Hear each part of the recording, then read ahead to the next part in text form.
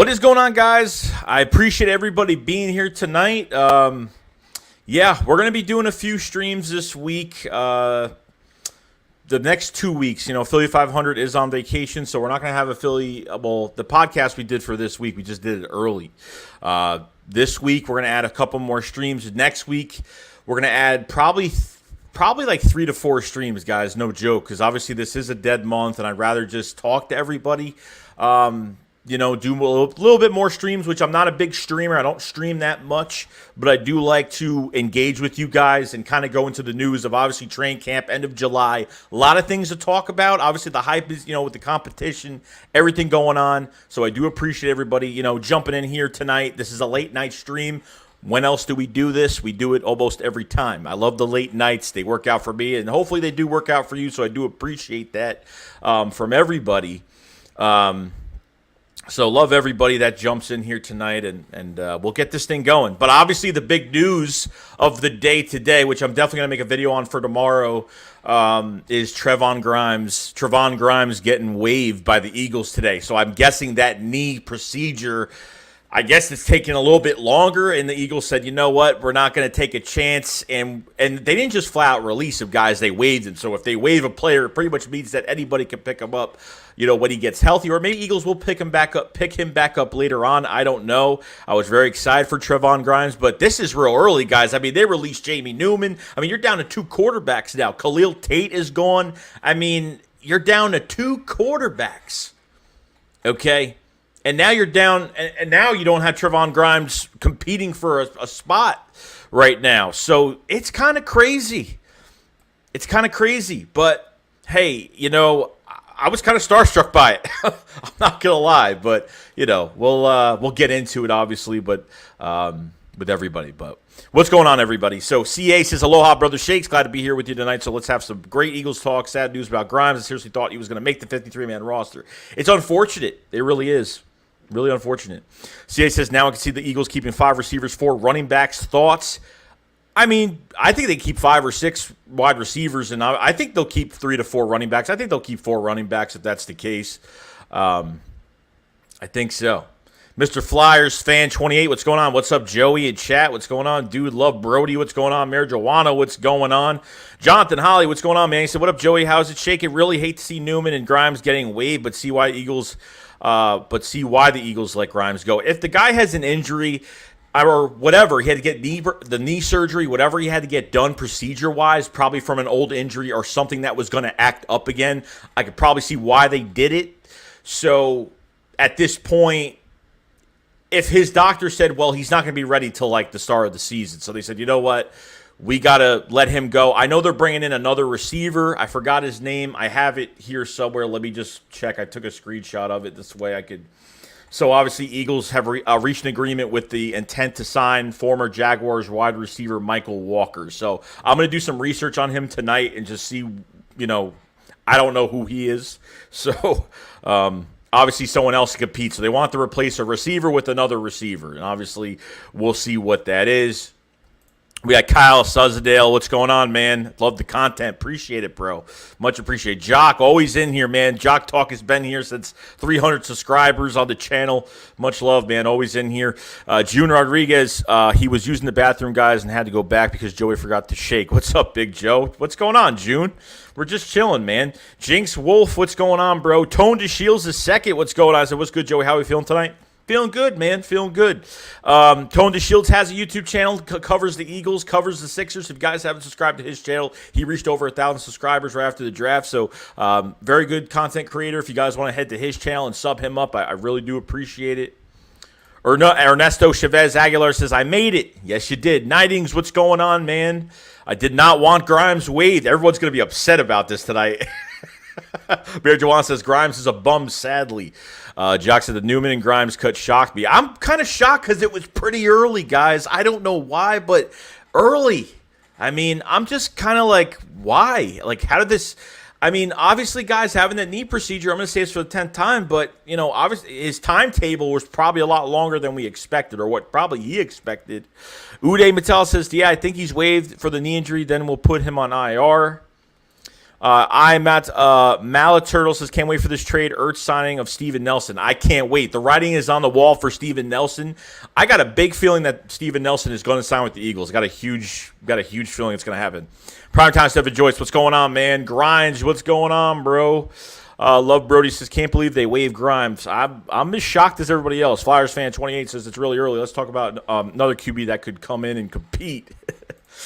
Jerome Reagan says they released him on some injury agreement, so if he doesn't get claimed, he automatically goes to our IR. Techno Freak says, I was excited for Grimes, to be honest. Reaper Town, what's going on, man?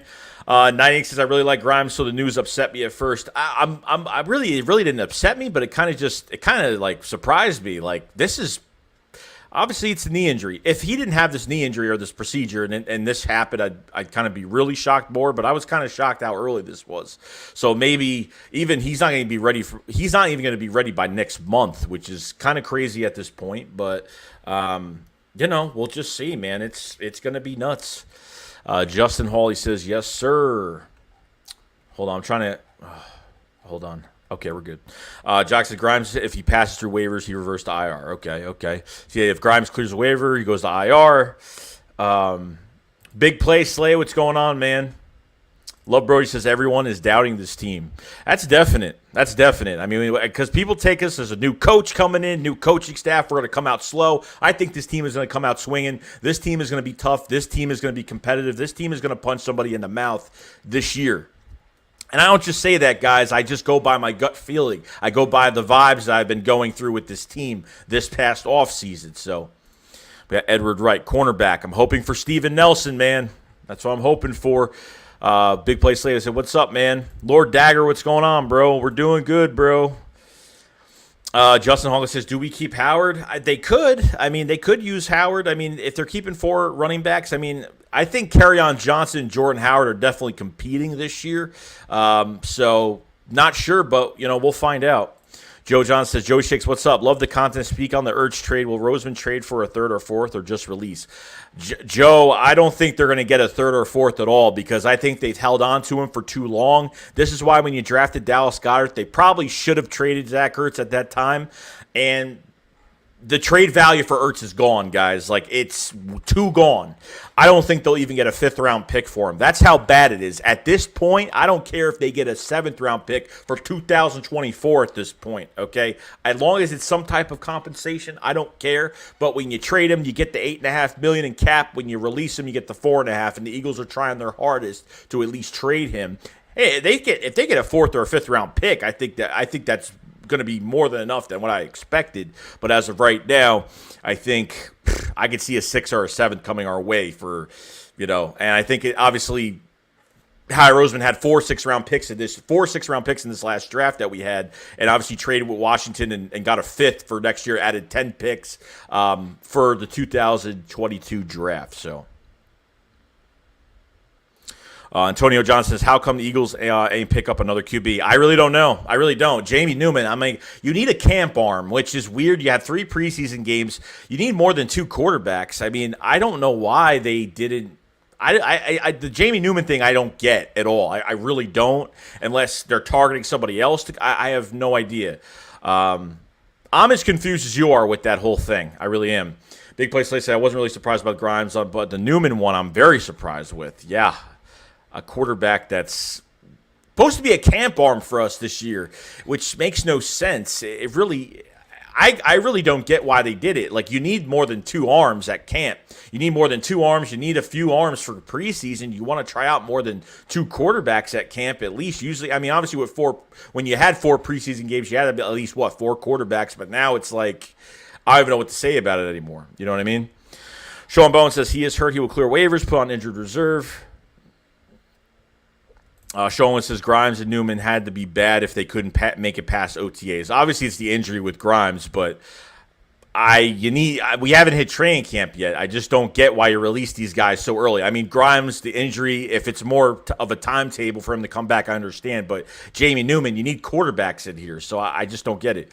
King J says Bold take Eagles will finish second in the NFC East, of course, behind Dallas. Could happen. I think Dallas is definitely going to be a good team this year, and I think with that, with Dak Prescott coming back, we're gonna. I think the question is we need to see what he looks like coming off the injury. I know the news came out that he looks normal, he looks fine. fine. I mean, we heard that about Carson Wentz coming back, and he was totally fine. So, we got to see how he looks like, when he's in obviously full pads, 11 on 11 and, in a real game. So we'll see what happens with that.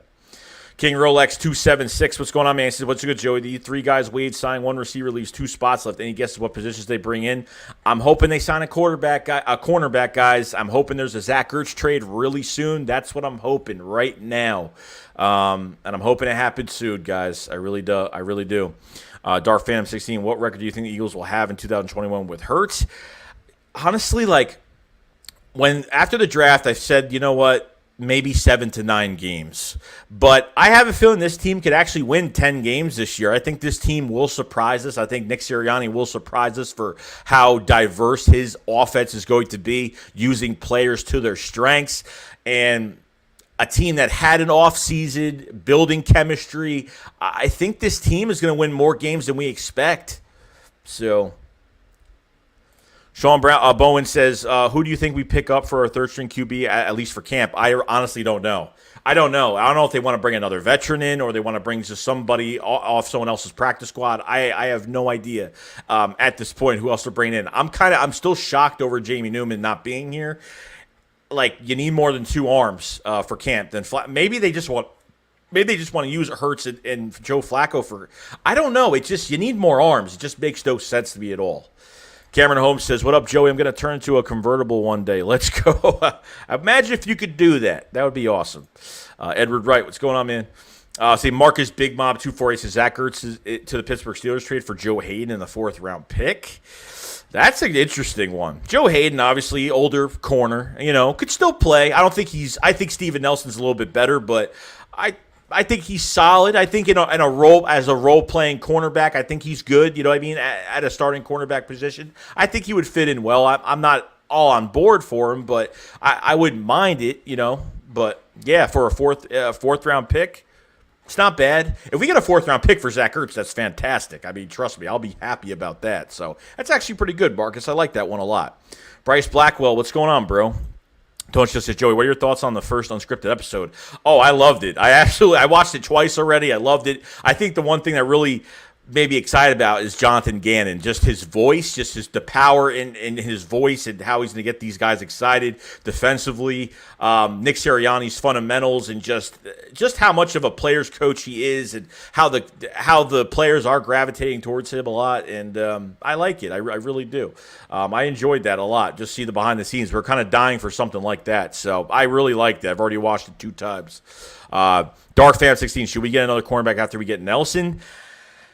If it's bodies to compete for depth, I think that's really it. I think we're set. You got Avonte Maddox here, obviously Darius Slay, Zech McPherson, our 4th-round pick. I'm actually pretty excited to see what he could do. Not saying he's going to be a game changer this year, but I think maybe towards 2022, maybe towards the next season, maybe he'll amp up a little bit and we'll, he'll do well. So that's what I'm hoping for with Zech McPherson. You trade for Josiah Scott, but he's more of a nickel corner, slot corner. 2 undrafted guys. I mean, so they have some bodies right now, but it's not enough. So we'll see. Jock says, I will take a bag of chips and $8.5 million for Ertz. I probably would too. I want that $8.5 million in cap space. I really want that cap space right now because you can't make a move without anything else happening. And I'm missing a super chat because StreamYard is horrible, which is what I'm using, obviously. We have a super chat from Richie MC. Appreciate it, man. It says, Shake's covering up them upper arm tattoos today. I don't cover them up, bro. I show them off. Nah, I mean, I get these mixed up. But yeah, I don't cover anything up, bro. I like showing the tat. I don't wear, obviously when, I don't wear sleeveless shirts that much, so. Jesse Davis says Hurts to the Bengals could be a sleeper team. Could be. I don't know if the Bengals are actually set at tight end right now. I'm not sure. I haven't looked at their roster, so I'm not really sure. I think the Buffalo Bills would be a perfect spot for Zach Ertz to be successful, obviously. Or flat out, if the Eagles just release him, you know where he's going. He's going to the Indianapolis Colts. I guarantee you 100% he's going to the Colts. 100%. Bob Jesser, what up, Joey? Checking in from Cape May County. What's going on, man? Cape May, New Jersey, bro? T. Agnew, what's going on, bro? Tone DeShield says, same here. Gannon had me hype. I agree. Eagle Slayer, what's going on, bro? Texas Eagle, what's going on, bro?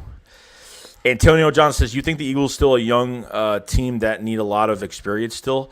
You know, I think from a lot of these first-year players, second-year players last year that we had that had the short-term success, take some of our wide receivers last year. You're not coming into a wide receiver room this year that you're looking at a bunch of guys that never had any field time, okay? You got a lot of young receivers on this roster. You have a lot of young guys. Now, as of linebacker, you know, Davion Taylor played a few games. I mean, there's just certain guys that only played a few games. But a lot of these guys have had starting experience, which is good. You're not dealing with guys that never been a starter before or never had to come in before. So that's a really good sign. You know what I mean? It's not bad at all, and I love it. I mean, when Aaron Moorhead talked about the receivers, it said how young they are, and Greg Ward being the oldest receiver, and he's working these guys hard. And he said this group is really hungry. So I think the young guys have some starting experience and know what it's like to start in a game, and just knows what it's like to go through the process of that. So I think that's great. Coco Kitchen says, starting linebackers, who will it be? I'm hoping Eric Wilson. I think Eric Wilson's going to beat out Raptor Arms. Raptor Arms is going to be on the outside, or Pterodactyl Arms, whatever we call them. And TJ Edwards. I think you're going to have TJ Edwards, Raptor Arms, and Eric Wilson's going to be your middle linebacker this year. That's what I have it at. We got God's Warriors 85, Peace 85. What's going on, man? So I'm blessed just laughing at the Cowgirls. Same, different. You're talking about nobody will beat them. Yeah, I mean, I've heard a lot from the dark side of Twitter and talking about how Dallas has a better defensive line than us and a lot of other things, which is kind of delusional, but it is what it is. That's just how it is. Just how it is. So. Got Texas Eagle with the super chat. Appreciate it, man. He says, which receivers don't make the team? Do we keep 5 or 6? I'm saying if we keep 6, I think you have Devontae Smith. You have Jalen Reagor. You have Travis Fulgham, John Hightower, Greg Ward. It's hard. I think they keep 6 and Quez Watkins. And I think, obviously J.J. Arcega-Whiteside will be gone. I want to keep 6 receivers this year. I want to keep as many as possible. That's what I really want to do. So if it's that, it's those 6 right there that I really do want. And if it's 5, I would have to take it's hard. If it was 5 from that list, I would have to take John Hightower out and put in Quez Watkins. I don't know. It's tough. It's tough. Like that's what I'd probably have. But good question, Texas Eagle. Good question. Taylor Walker Devine says, "Why Nelson? Fulgham cooked him, and that's the Doug who can't scheme." The thing is that I really want. At this point, we don't have a choice. Okay, Steven Nelson isn't horrible. He is solid. He could start. He was starting opposite Joe Hayden the past couple years. He's 28 years old. He's going into his prime. I think with this scheme that we're in, it's going to really match his skill set. And you know what? I don't like – people like to have a tendency to every time we go after somebody, it's like, one of our guys beat him easily on a play or something like that. But he's been a solid corner the past couple years. Do you want to trade a first-round pick for a corner? Because at this point, guys, it's not going to happen. The Eagles are going to go all in on a cornerback that's still in free agency, and that's Steven Nelson. I mean, it's going to be we can't do everything in 1 year. That's just the way it is. Unfortunately, next year's draft is defense heavy with corners and pass rushers. I'm guaranteed we're getting a top corner next year. Guaranteed we're going to get one of the top defensive linemen next year. We're getting a pass rusher next year. Okay, so there's a lot going on. And honestly, we only have so much to choose from. Unless they take one of those, a second-round pick or a first-round pick, whatever they take, and they want to trade for a young guy, that's on them. I mean, you have what? You have Garyon Conley. You have Richard Sherman. I mean, Brian Poole. I mean, you don't have much to choose from. And, unfortunately, this is what happens. I love the Landon Dickerson pick. I like it because of the the amount of ceiling he has. But the formula of how we picked him in the second, I wasn't a fan of because I thought we should have had a cornerback. We should have drafted Asante Samuel Jr. or one of those cornerbacks, or at least one of those cornerbacks from Georgia. I mean, at least. So we didn't do that. So we drafted McPherson, which I need to see more. We don't have enough on him, so it really goes into effect of who we're going to get. We only have so much to choose from. There is 114 people in the chat, guys. Appreciate everybody being here. If you guys haven't subscribed to the channel, please subscribe. If you guys haven't liked this stream, please like the stream. We are doing a lot more live streams this week and next week, and appreciate everybody coming in on the late night tonight. Much appreciated from everybody. Proud of Fidel says Zach is headed to the Colts for sure. Oh, 100%. If he gets flat out released, I see it. Antonio Johnson, you think the Eagles are going to be better than the Colts? I think the Eagles are in a tougher division, and not saying that the NFC East is great this year or saying that they're better than other teams this year, but I think the Colts really the Colts have to worry about is Tennessee, and now them getting Julio Jones is going to contend with them, and obviously not going to make them comfortable, and Carson Wentz gets 75% of the snaps and let him, obviously get that first-round pick from them. That's going to help us out. But the NFC East is always competitive. It doesn't mean just because we're competitive, it doesn't mean that all the teams are good. Okay, we're competitive because teams can have flaws. We're going to see how this goes, but I don't know. They could be, but I think we have a tougher division than they are because of the NFC East being so competitive. Dan Lugoheimer says, thoughts on Newman being released. The Eagles must have really not impressed him. I'm just surprised how early it was. Sorry, guys. I'm just putting up the stream on my phone so I don't miss any supers or whatever comes in. I really, it is kind of confusing to me. Just a little bit. I don't know what they're going to do at this point. I don't. Like, how do you only have 2 quarterbacks in? You need at least 3 or 4 arms, at least 3 to 4. I mean, at least that's what I'm looking at right now. 3 to 4 arms coming into camp and just see what happens. So, it's just a waiting game really to see if they bring in if there's another target out there they're going for. I have no idea at this point, but we'll see. We'll see though. Danny said, I haven't seen the unscripted episode yet. What were your thoughts on it? I thought it was fantastic. I love the coaches. There are a lot of players, coaches. Obviously, what we see behind the scenes is really all we see. But I want to see this team play good. I mean, it's all good and all to see all that, but at the end of the day, we got to see this team play well. Jock said we should trade Ertz to the Titans, AJ, Julio, Derek, and Ertz. Yeah, that'd be nice. What would they give up? I have no idea. And are they going to pay another contract? I mean, they had to restructure Ryan Tannehill $15 million to free up $15 million for Julio Jones to get that $15 million guaranteed this year. So I think cap space wise, they would have to make a couple moves within their roster, whether it's restructures to have that happen. So we'll see. T. Clark said like the young receivers similar to Barnett and Williams back in the day. Definitely. Daniel Gummer says Julio going to the Titans is good news for the Eagles, 100%. Because now if the Titans win too many games, they're going to sit Carson, so they don't have to give up that first round pick to the Eagles. That's going to help them out a lot. So I was actually happy about that. Jimmy Garrity says, can't wait for Jalen Hurts to shut all the haters up. I'm excited, man. I'm hoping he's a success. I'm hoping we don't have to go trade for a quarterback next year in Deshaun Watson. I'm hoping we don't have to draft one next year. I hope this goes really well. Henry Butt says, hey, what's up, bro? Caught your live stream. Do you know about wide receiver? We both into camp today. About wide receiver, I mean, we have camp at the end of July, but that's all I know right now of who's in, who's out, whatever it is. Richie MC says, Carolina cuts Douglas. Will the Eagles go after him? A new staff in place? I don't think so.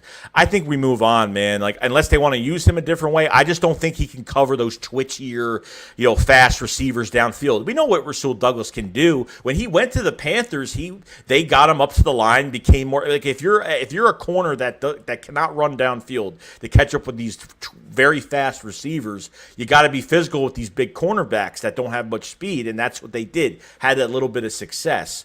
So I don't think they do. MJ says, why don't we have 6-man D-line? Apparently linebackers don't matter.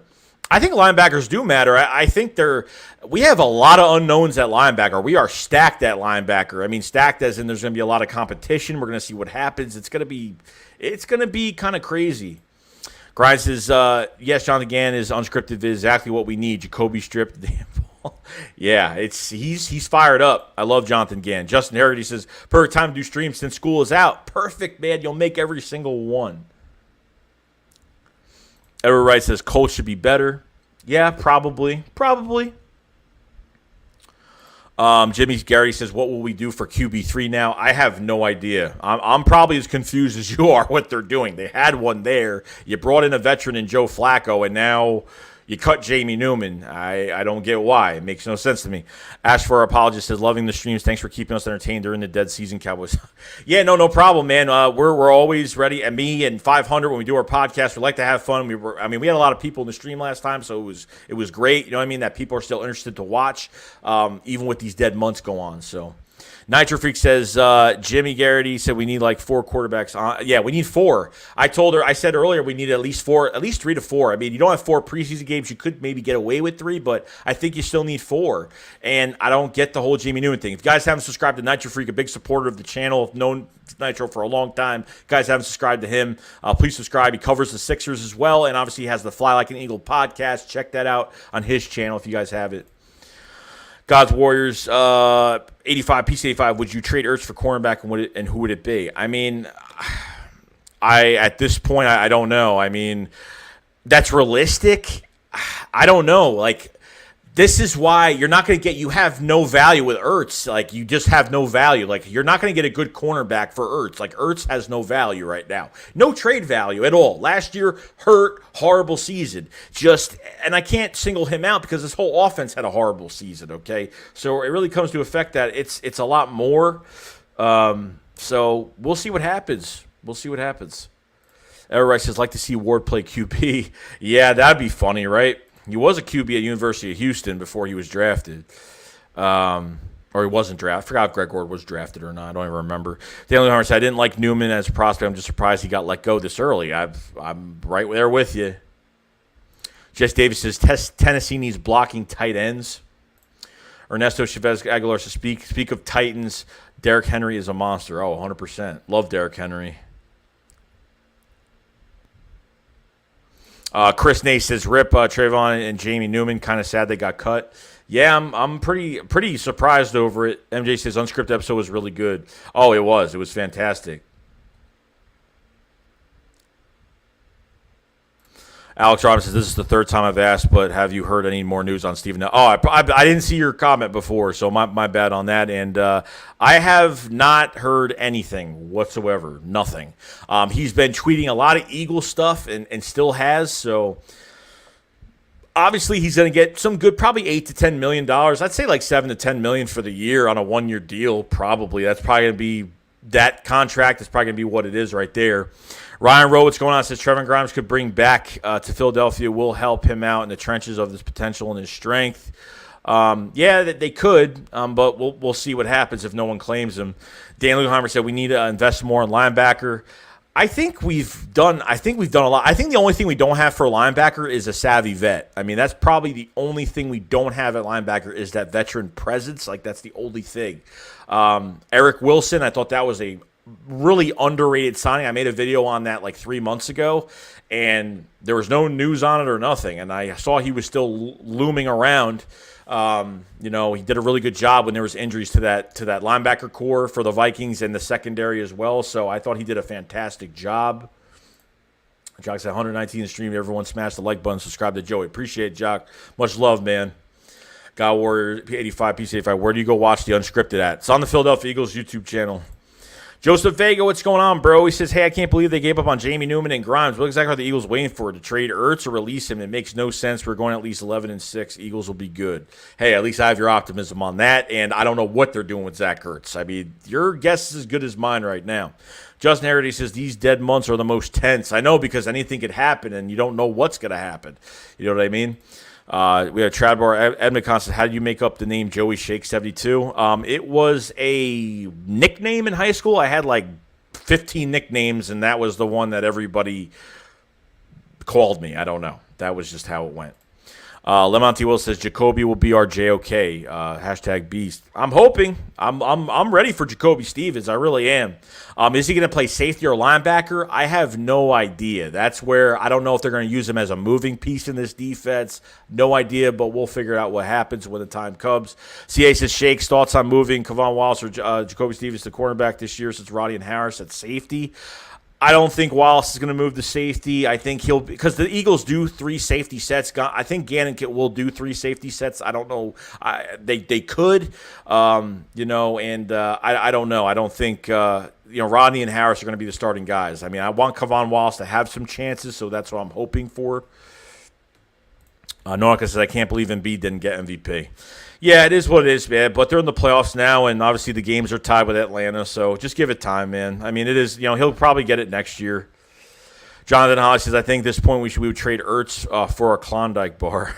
I would probably do the same thing. Matt Weeks, what's going on, bro? Rich MC says, Jamie Newman can play some tight end. He is big, so maybe he can.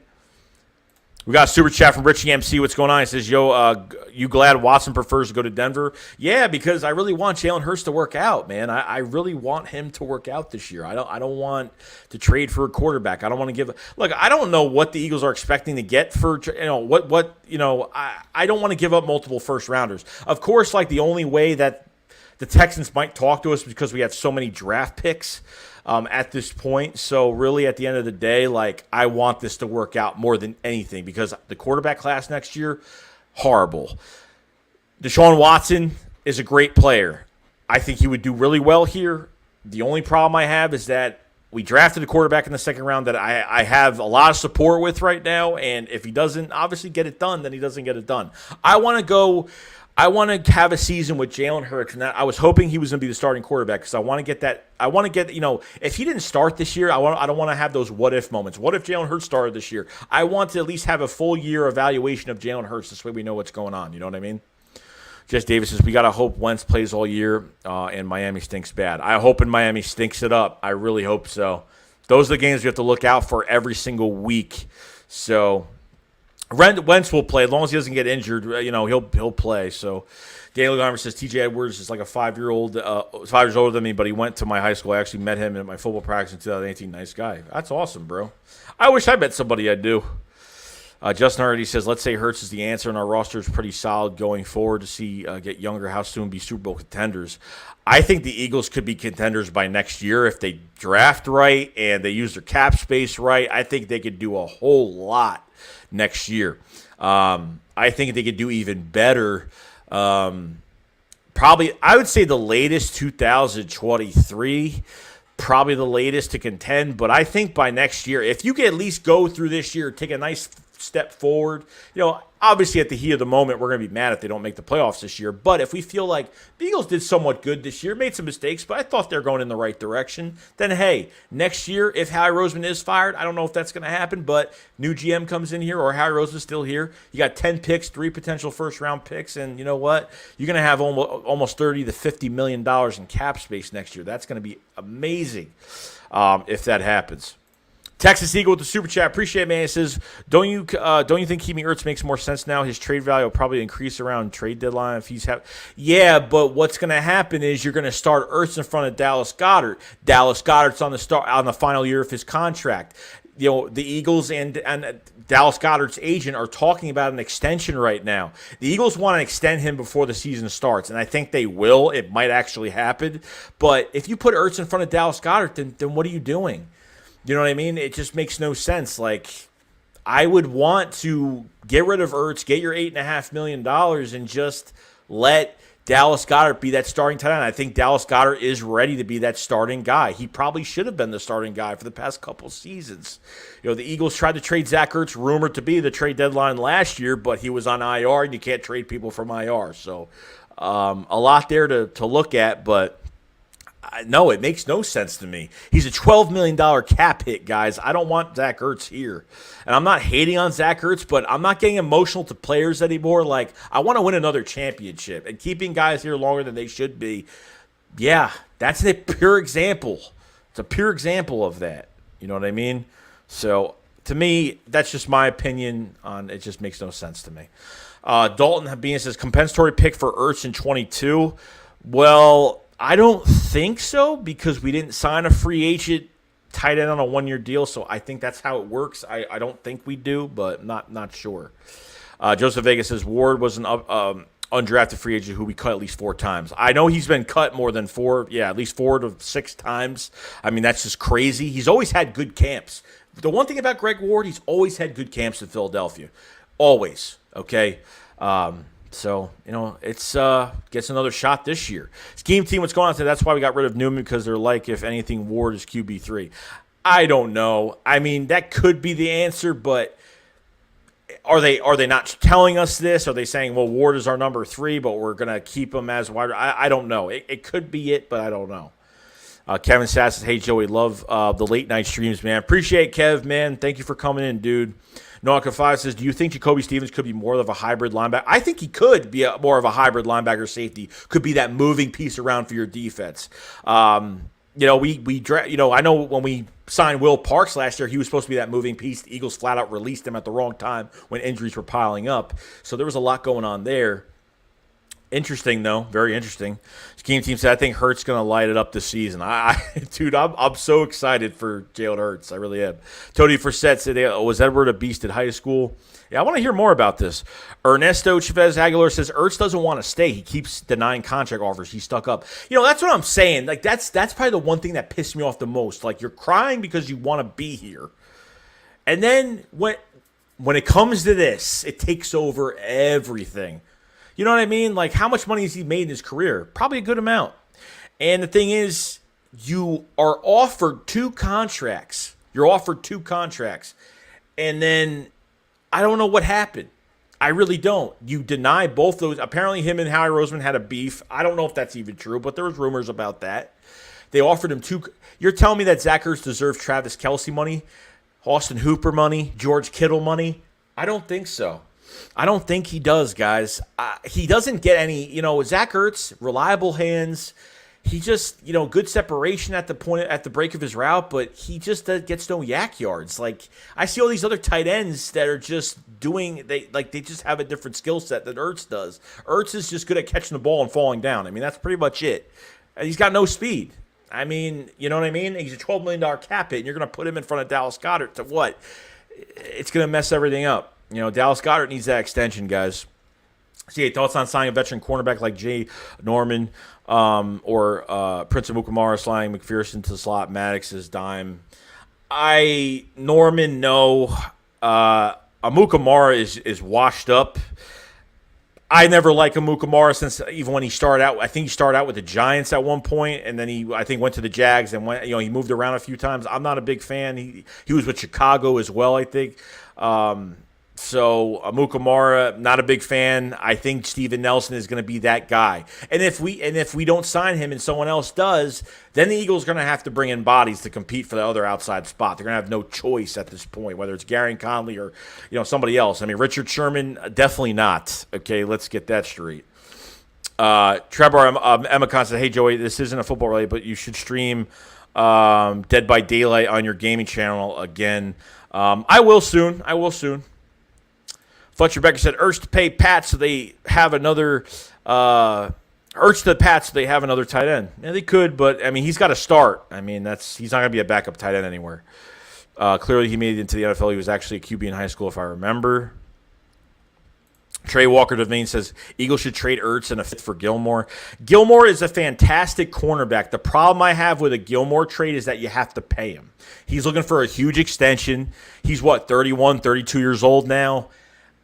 This isn't the year to dip into a big free agent corner because we have 10 draft picks and cap space for next year. There's no point in wasting money. Like, look, guys, I just don't think that Gilmore is a perfect situation for us, and I don't think we're a perfect situation for him for this year. I think they should try to go after Steven Nelson. If now Steven Nelson gets signed by someone else, then I don't know. But Gilmore wants a lot of money. Could still play very well. But not a futuristic signing, guys. Steven Nelson isn't either, but he's going to be a lot cheaper than Stephon Gilmore. But I'm not on the Gilmore hype train to get him. I'm really not. I'd be surprised if they got him, but I just don't think they're going that direction at all. I really don't.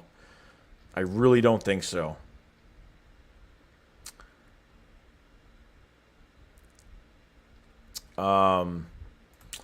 Well, Ryan Rose says Jalen Hurts is going to lead to the next quarterback, and then we will have a great season by next season. That's what I'm hoping for. If Jalen Hurts is going in the right direction this year, and honestly, guys, like I thought Howie Roseman did a pretty good job building around Jalen Hurts. You got an offensive line. You got depth behind that offensive line.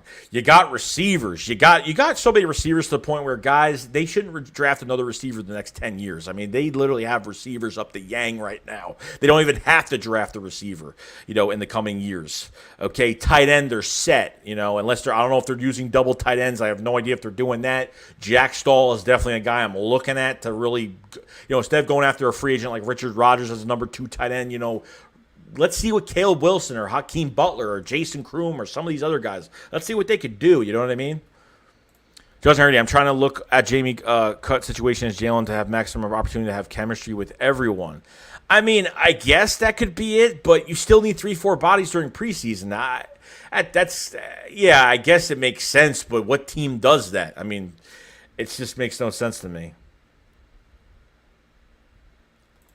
Ernesto Chavez Aguilar says, Greg Ward back at QB. Talk about shakeup. If that's the truth, I don't know if that's the truth, but we'll find out, though. And we'll find out. MJ says, could be me, but people are obsessed with the, I don't know what that is. I don't know what he's saying. Game team, I like Hurts a lot. I do, too. Rock the Artist, what's going on, bro? I hope you're having a good night tonight on the late night stream. Fletcher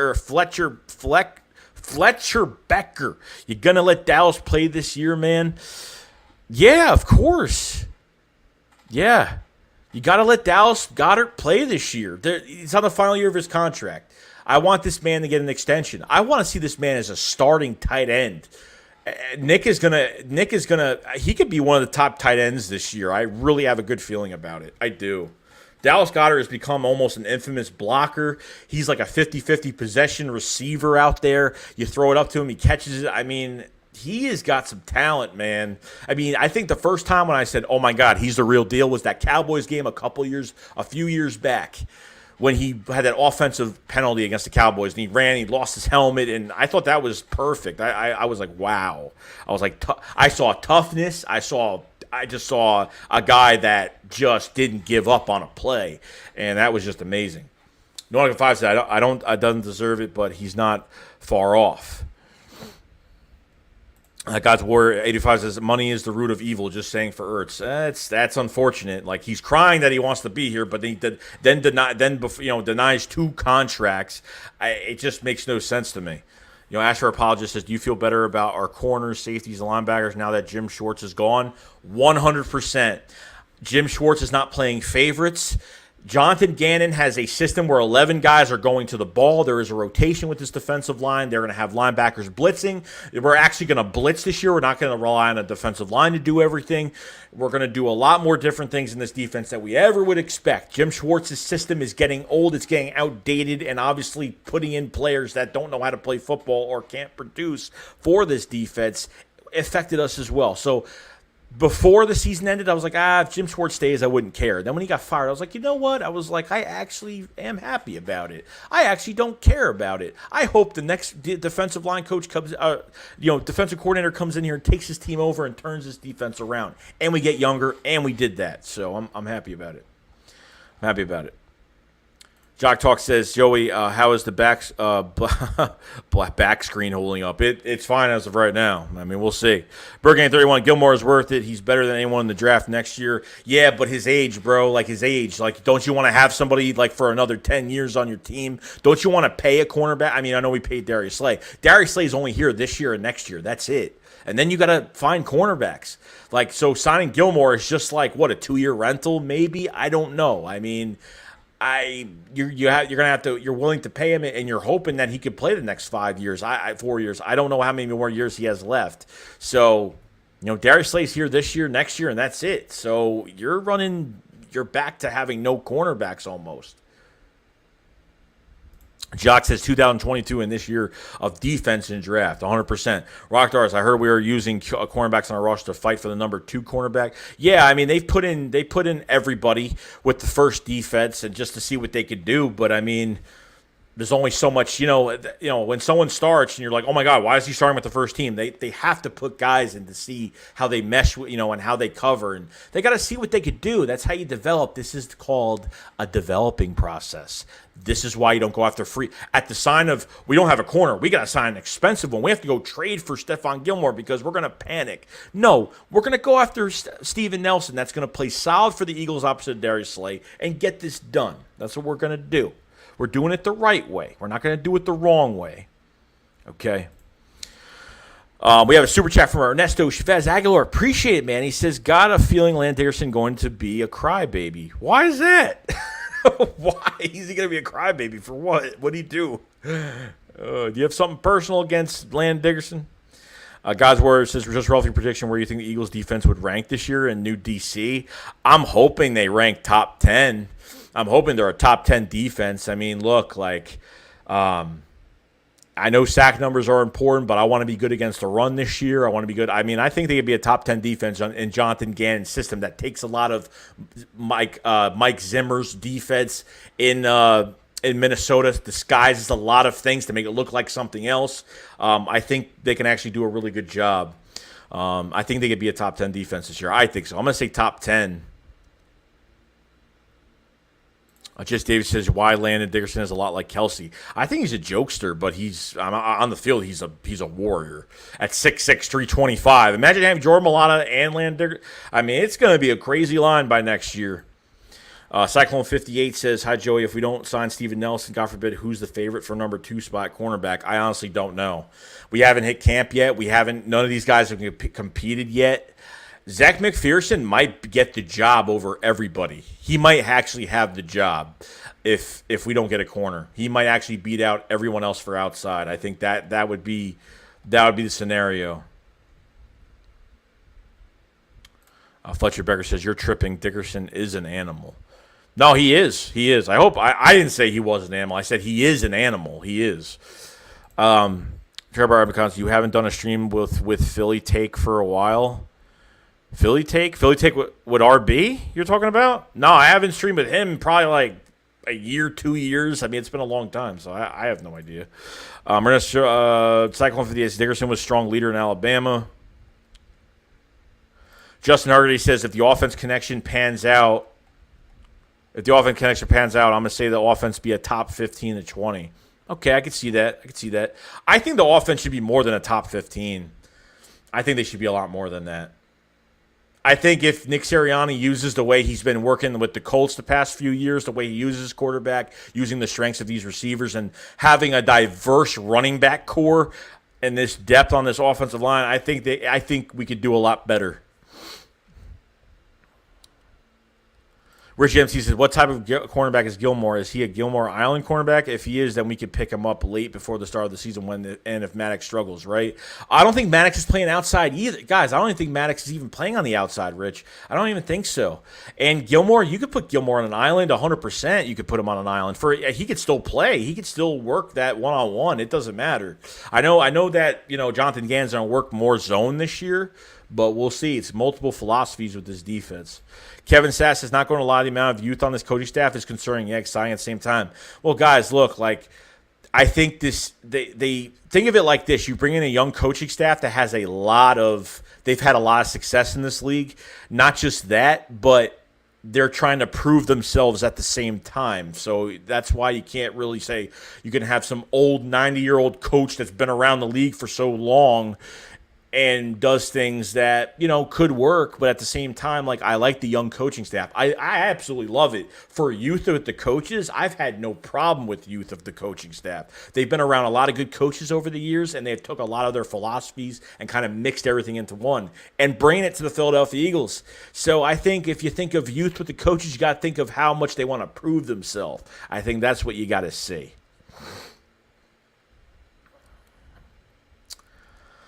Scheme team said, I think Anthony Harrison and Slay going to shut down passes. We just got to see if McLeod is still good, or maybe Kevon Wallace will take another safety spot. I think McPherson might start opposite Slay.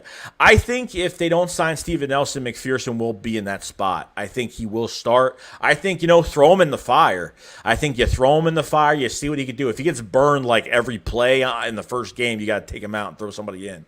But obviously the Eagles need to be ready for this moment to happen if it does happen. Steven Nelson has not been signed yet, so I'm not going crazy right now, but we will see. Tex Eagle said, did you see Stout's presser day? I did. It was very good. Talked about, obviously, the competition between Jordan Mailata and Andre Dillard, so we're going to be excited about that. Scheme team, Sherman doesn't want to play in the East Coast. Probably not. I mean, he doesn't have an agent. He hires himself as an agent, and he does his own work with his contract and other things like that. I can't even talk. I can't even talk today. Sorry. Scheme team says Sherman doesn't want to play. Oh, I already said that. Eagles fan for life wants it. Did Nelson sign yet? He did not. God's Warriors, PC85 says, who knows? Nick might be the head coach. Could be a Hall of Fame one day. You never know. CT Sherman from Oakland, like Marshawn Lynch. Jock says Dickerson is a leader. He even broke down the practices in the video. Yeah, I saw that. It shows that he's got leadership capability. He was with Alabama, so that's a good thing.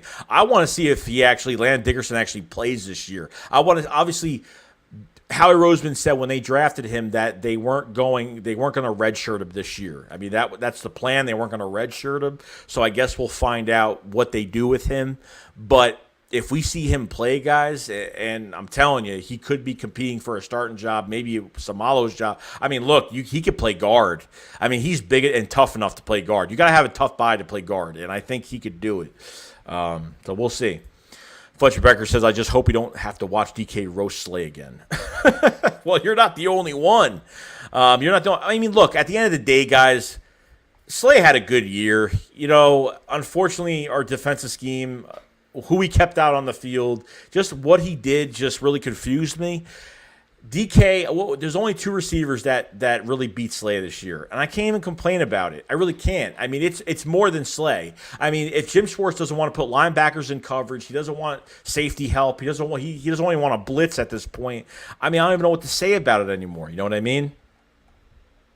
We got a super chat from Morgan Holmes. What's going on, man? Appreciate it. He says, this is going to be hilarious when we were going to be better than what people think. Watch. I'm telling you. And I'm glad you said that, Morgan, because I believe that this team is going to surprise us this year. There's no doubt in my mind. I think this team is going to come out swinging because, the Eagles got a new coach. And just like, I just think when Nick Sirianni was on his unscripted and talked about, he had a meeting with the players and talked about culture not being talked about. You go to teams in this league and they don't talk about culture. You just obviously just get coached up and play.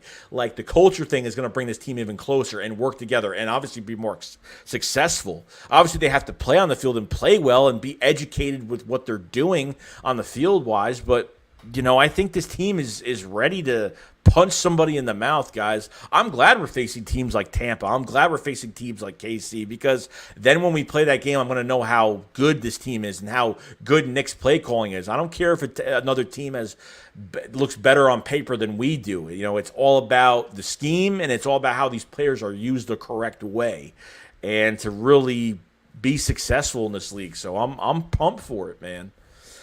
FBN Brass, Steven is only replying to Eagles fans on Twitter. I'm telling you, bro, I'd be so surprised if we don't get Steven Nelson. I'm telling you right now. I'd be very surprised if he doesn't sign here. He actually tweeted out to a article from Philly Voice. The Philly Voice wrote an article saying, are the Eagles going to sign Steven Nelson? And then something about Zach Ertz was in that article. He actually tweeted at that and said, follow me on YouTube. You know what I mean? Like, it's just from a beat writer. Like, I've never seen a player tweet on a beat writer that puts out an article. It's just weird. You know what I mean? So that's what I got to say about it. Azar Shale says, at least he's saving money with no. He probably is. He's probably getting more money for himself, definitely. And he's definitely saving money with no agent. Jackson Milan Dickerson mailing the left side. Ryan Rose says Landon Dickerson could be better attribute leader to have some coverage and more blitzing. 10-inch to MFN says Newman is gone. Yeah, I know, man. I don't know why. I'm so confused at this point. Mr. Wink says Trevon Grimes probably goes to Eagles IR. I guess the knee was worse than reported according to a picture of him on crutches. Yeah, that's if you saw a picture of him on crutches, then yeah, that's bad. That's not good. I mean, obviously he's going to have crutches after knee surgery, but I guess his timetable was just not going to be enough. So. FFM Brad said he's giving us signals. Yeah, he's giving us too many signals, and it's killing me right now. So I'm hoping for a Zach Ertz trade, or at least they try to sign him, and they're just waiting for the Zach Ertz thing that's already kind of hopefully already done. So that's what I'm hoping for. So there is 41 people in the chat, guys. Guys haven't subscribed to the channel. Please subscribe. We cover the Eagles all year round. If you guys haven't liked this video, like this video right now. It really helps the channel out and get out to other Eagles fans. Now, obviously, the Philly Shakedown podcast with Philly 500.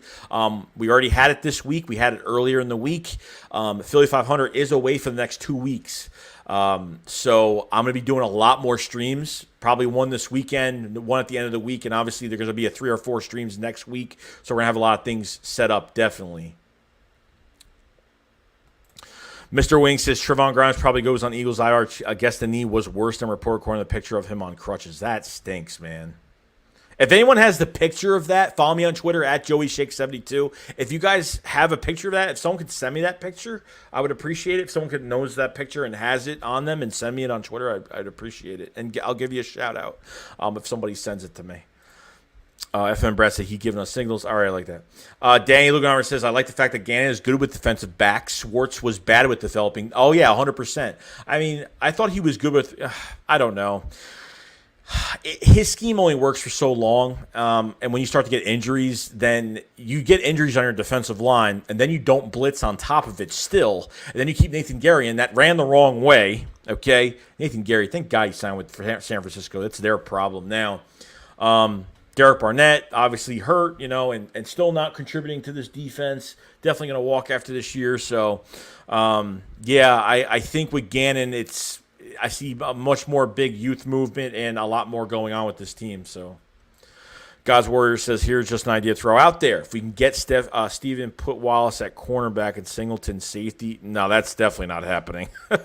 Singleton is not fast enough. He can't cover any field area, not that much field area. He can cover from a linebacker perspective, but from a safety perspective, Singleton cannot do it. It's not going to happen. Singleton will probably be a starting outside linebacker for us. Wallace, no. Definitely not. As of right now, definitely not. Richie MC said the NBA MVP team is struggling. Denver losing by 25 to Phoenix, really? The Eagles fan for life wants that Ertz going to Buffalo and what's going on with Cox. Nothing. Fletcher Cox is going to be here this year, guys.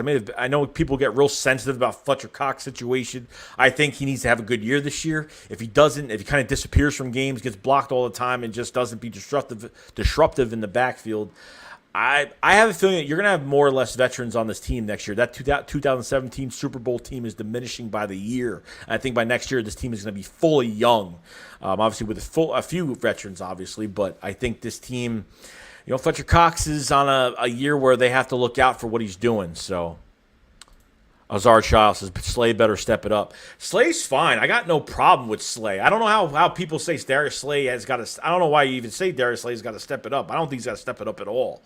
I mean, there's only so much he could do on the field, guys. He only gave up 100 more yards to 2 receivers out of how many games last year? So, I mean, how can I be mad at him? How? You know what I mean? It makes no sense to me. Joker Oblivion said, what trade would you be happy with for Cox versus the trade do you think would happen? I mean, I wouldn't mind if a team trade for Cox next year and we literally got like a mid-round pick this year and then got a first-rounder next year, I'd be fine with that. I mean, realistically, I don't know. I think this is different than Zach Ertz. I think you have more value with Fletcher Cox. So I think they can get something for him. I don't know who they would trade him for. I have no idea. I don't know what team or anything like that, but I think you'll have a better chance trading Fletcher Cox than you have been with Zach Ertz since the beginning of this offseason. So I think that's definite. Mr. Wink said, what did Newman do or not do to get waived? I have no idea. Eddie Price, what's going on, man? Jock says, no more F-sticks defense. Thank God, no prevent. No prevent on a third down. That's how bad this defense was. And what is with Jim Schwartz not put... Like, you know what made me so sick every game? That he puts these corners 10 to 15 yards, giving these receivers a free release. Like, you got Rasul... If you even have Rasul... When Rasul Douglas was here, or Sidney Jones was here, I mean, you just kept these guys off the line 10 to 15 yards. I mean, what do you expect? You know what I mean? You got to get these guys physical with these receivers on the line. Do something like that. You know what I mean? Daniel Hammer says, yeah, exactly what's going on with Cox. No idea. Willis Jackson, it's going to be awesome to see Miles Sanders being utilized correctly. It definitely is. Lindy Endzone, what's going on, man? If you guys haven't subscribed to Lindy Endzone, he is a Eagles YouTuber, and he is a Dallas Mavericks fan, believe it or not. So please don't hate him for that. He covers Dallas Mavericks news. He covers, obviously, the Philadelphia Eagles. So if you guys haven't subscribed to him, go to his channel. He just hit over 120 subscribers. If you guys have not, please go over there and check him out. Jay Davis, I would trade Ertz in 2019 and trade Cox in 2019. We're always too late with the trade. Well, Cox was more. It's more different. You know what I mean? I know going into 2019 he had the foot surgery and then he had that little neck stint he had last season. I mean, I think Cox is definitely. I don't know. It's going to be tough, but you know, Fletcher Cox on the wrong side of 30 right now, and I don't think those 6.5 sacks really meant anything last year because he got a lot of those sacks in garbage time and against really bad teams. And, you know, while we were getting destroyed by teams, I mean, I need to see him be more disruptive this year. Daniel Garber says Eagles will be tested early. Definitely. I think with a team like the Falcons without Julio Jones, I mean, they have Calvin Ridley and obviously Kyle Pitts, but I think, you know, not having Julio Jones there is a huge difference in that offense for Atlanta. And I will be at the opener against San Francisco, so I'm going to be very excited to see that team come out at home. So, Daniel Garber says, have a good night, Joey. Great team. Appreciate it, Danny. Thanks for coming in. MJ says, Joey bakes the cakes. Justin Gray says, I've accepted all outcomes with the season, win or lose. I'm looking for progression and Hurts succeeding going forward. Ball Egos, what's going on, man? He says, think we go 3-4 defense, play sleeves better, and zone coverage. We're silly for not signing Nelson already. Give it time, man. Give it time. I don't think it's 3-4. I don't think so. I think we're going to be in that 4-3 defense. And I think it's, you know, going to be somewhat of Jim Schwartz's scheme, but not entirely. Obviously, he's going to be, you know, Gann's going to be doing a lot of different things with the secondary, with coverages and you know, obviously blitzing more and doing a lot more 11 guys to the football and stuff like that. Getting these guys in good positions to get some picks and get some turnovers. We need more turnovers, guys. Not getting turnovers is crazy. Jock says Milan Dickerson mauling the left side. Damn. Okay. Oh, yeah, it's going to be a great left side, man. Joseph Charopka. Karopka. Sorry, I can't say it. Don't hate me. I think the Eagles will win 12 to 13 games. Hey, being optimistic is great. Hey, if they do, I'll be really surprised and I'll be so happy. 10-inch TO FFN, you guys killing it. Justin already said we appreciate you filling in for 500. I'm not filling in. Well, I mean, I'm not really filling in. I'm not doing the podcast without him. I'm not calling it the Philly Shakedown podcast. He's just going to be gone, and I'm just going to do more streams on my channel. That's just how it's going. Mr. Wink says he posted on his Twitter. Sharp Bar Amicon says, all right, Joey, that's it for me today. I have to attend a funeral in the morning, but thank you for having me tonight. Sorry for your loss, and yeah, just catch me on the next stream, definitely. But sorry for your loss, whoever it was. Fletcher Becker said, if you haven't, look up Malata's rugby highlights. Oh, I have. Trust me, it's crazy. He's got those violent hands. It's crazy. It's nuts. It's nuts. Asked for apologies. Said, what do you think about Patrick Johnson out of Tulane? Will we use him as a defensive end or a linebacker?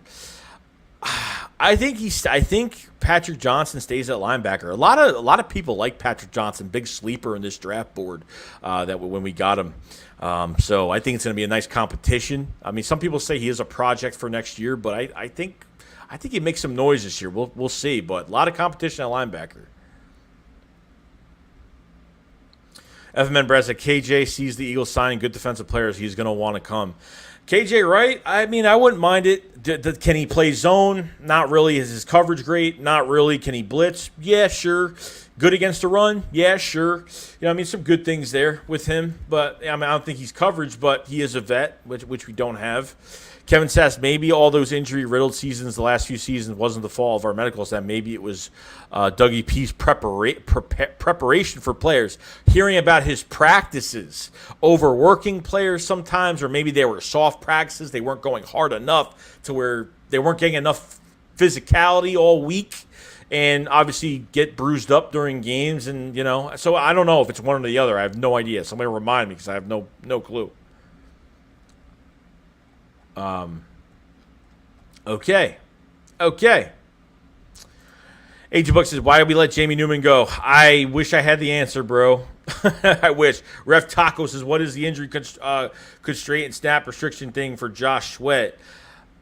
I don't know what that is. And Josh Sweat is going to have a very good year. I think he's going to have a better year than Derek Barnett. Derek Barnett's going to walk, and Josh Sweat's going to get a new contract next year, and could replace Brandon Graham if he doesn't sign his veteran minimum deal.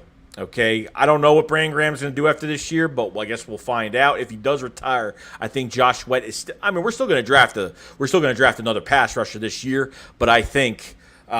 You're going to go and, I would love to get a guy like a Chase Young. I would love to get a young defensive end in the draft next year that actually is a top quality talent. That's what I would love, but we'll see.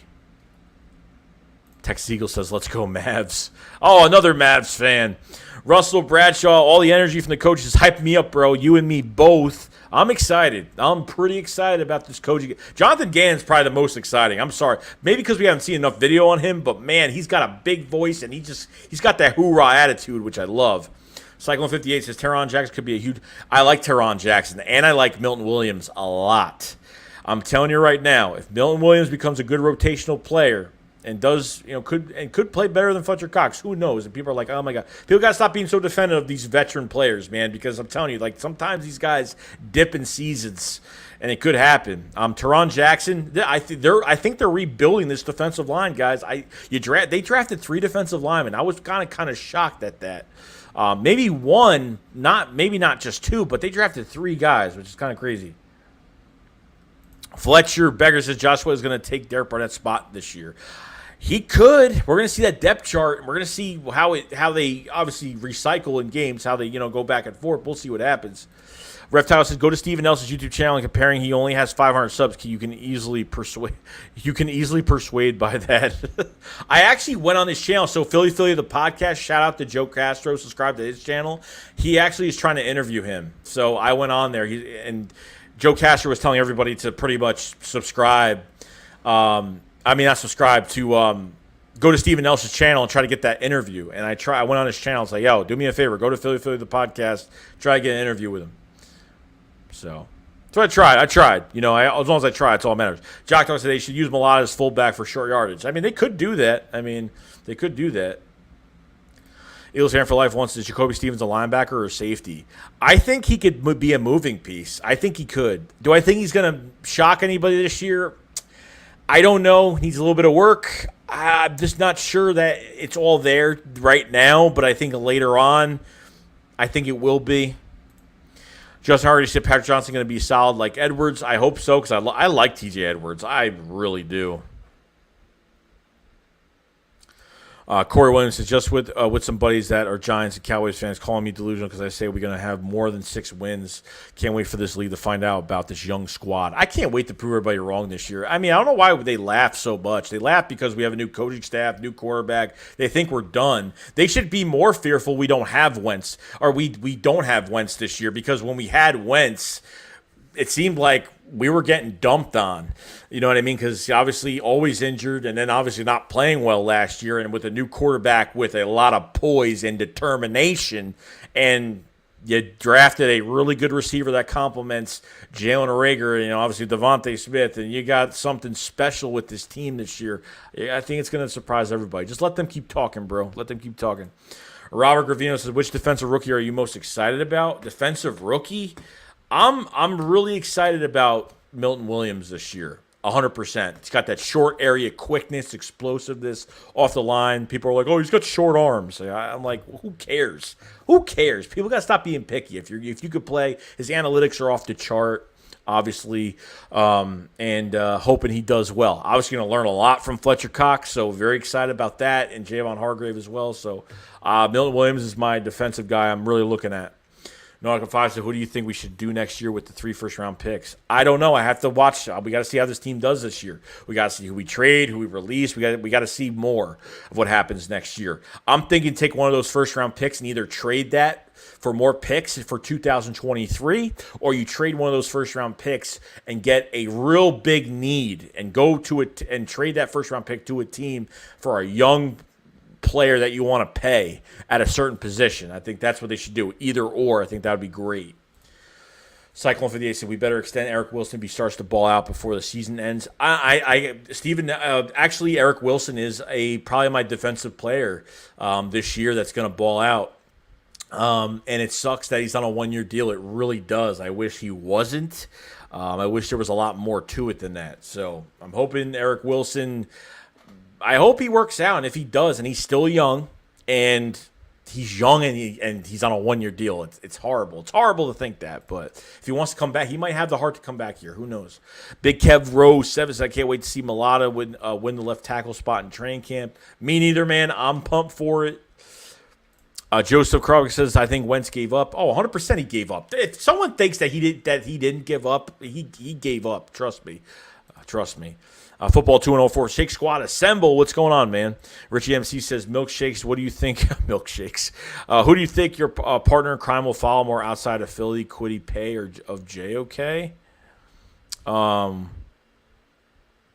More outside of Philly, Kwity Paye, or JOK, I think. Jock says yes. They need to stop being Mr. Picky. Kevin Sass said Wentz just wasn't a good fit for Philly. Yeah, mentally, definitely not. Top Flight 484, linebackers coach, had an awesome interview today. He gives me hope that we're going in the right direction. Most athletic player and most knowledgeable will get the play. Yeah, that's how it should be. Don't have your veteran favoritism has sunk this team so far down. We can't even climb up out of it. That's how bad they sunk this team. And we don't have that. The best players play. The best football IQs of this team plays. That's how it goes. I didn't watch Nick Rallis's interview. I've watched a few of them. I haven't had a chance to watch it yet, but I need to watch it definitely tonight. We got a Promoto Dragons. What's up, dude? Have you seen the Colts schedule? I don't see Wentz being most of those teams. Yeah, I mean, you never know, and that's fine. That's totally fine. But we need them to be in contention for a playoff spot with the Titans. This way they keep playing Wentz and they don't bench him if they lose too many games. Say, you know what? I don't know what they're going to do. I mean, if they just bench Wentz later in the season because they know they're not going to make the playoffs, it's kind of a crazy move, but we'll be all right. We'll be all right. We'll get it. Kevon Kellum said, interesting fact of the day, Jalen Hurts is the shortest QB in the division, staying at 6'1". Really? I did not know that. That's a good fact. Baldio says, who's our defense in 4-3 with current roster? I pray for healthy season. Who's our defense in 4-3 with current roster? I don't get what you mean by that. I pray for healthy season. I think we all pray for a healthy season, man. I think we all do. Sorry, I was laughing at Robert Dredd says, what up, Joey? Eagles will go 11-7. Also, Dallas stinks. That is all. That's great, Robert. Thank you for coming in, man. And look, if we win 11 games, that's even better, man. Jock says, Nick preaching competition. Doug played favorites. I agree with that 100%. Football 204 said we need to add a QB3 since Newman. Why did they release him? I don't get it. What happened? What happened? What happened? Like, why? Like, I know we're saying, oh, we need a quarterback now. It's like, why did they get rid of him in the first place? Did he get in trouble? Did something off the field happen? Did he get caught smoking reefer? I don't know what's going on here. I'm really confused. Larry Cooler says our offense is going to be type nasty. Definitely. Robert Jones. Oh yeah, 11-6. Correction. Jock says, Three Musketeers, all for one, one for all. Southpaw Barbershops, I always thought Andy got rid of guys too fast and early, but these guys kept people around forever. Yeah, I think they definitely did. I think Andy got rid of so many guys to where we could have kept them for a few more years. And Doug's just obviously keeping guys for too long. This front office has kept players for too long. CAC, what about signing a linebacker, Quan Alexander or Daryl Worley? Daryl Worley, hell no, number one. We tried that once. He got stopped on the bridge with hollow point, whatever happened. I mean, I couldn't believe that. We traded Torrey Smith to Carolina and got Daryl Worley, and he wasn't even an Eagle for like 5 days. That's how pathetic it was. Quan Alexander, didn't he sign with a team, or is he still a free agent? I don't know. I thought he signed with somebody. TNC, What's Philly talk about? What's Trevon Grimes really cut from the team? Yeah, it came out. It's not in a rumor. He got cut today. He got just waived. He got waived on injury. That's what happened. Lucio Hipnoza, what's going on, man? He said, Wentz is super talented. That is a fact. But if you quit on one team, you'll quit again when Look, I think Wentz has talent, but obviously I blame some of the front office, the Eagles, for definitely not building around him the right way, not supporting him during the year, not reprimanding him during the year was very important, caressing his ego, letting him get away with a lot of things, just like he screws up on a play and they just pat him on the shoulder. Like what is that? Like, what is that reprimanding? Is that reprimanding? If I go to work and I'm late every single day and management doesn't say a word to me about it, I'm going to keep being late to work every single day. Okay, let's put that as an example. But he was brought to a team in the Colts where he doesn't have to compete. He has everything around him, like everything's set up. Like he literally stayed at the Waldorf Astoria in New York City, walked into that hotel room. It doesn't have to worry about anything. Everything is done for him. Everything is doesn't have to compete. You know what I mean? It's crazy. It's crazy. I'm still like over it. Reba Townsend, and I quote from Devon Smith, that's the type of coach you want, somebody that's going to be a competitor with you, somebody who wants to get better with, somebody that loves the game. And going to war with the coach, he said as well, which I really did like a lot. Really did like that. Football 204 says 11-7 is possible, means they play 18-game season. Kevin Sass says, I know we have a lot of receivers, but it would have been nice to have one veteran presence. You know what? At this point, Greg Ward isn't a young anymore. He's not. Greg Ward's a veteran. Travis Fulgham's a veteran. You know, you have veterans here, guys. Like, they're not babies. Like, they've played, they've started in games. You know what I mean? They're young, but we're not babying them. We don't need some veteran in here. I think their attitude and their hunger enough is going to really explode this offense. I don't think you need anything else other than that. You don't need it. You have veterans at wide receiver. You have guys that have made, have done good things. So you have veterans. I don't think you need it. Cycle 58 said Nick Mullins at QB. Got Tim Grazik says, who is Jags wide receiver? Why is JJ still on the team? I have no idea.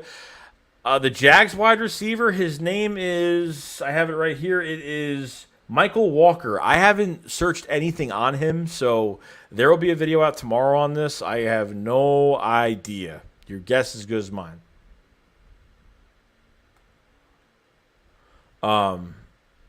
Robert Gravino says Devonta Smith over or under 1,100 yards this season.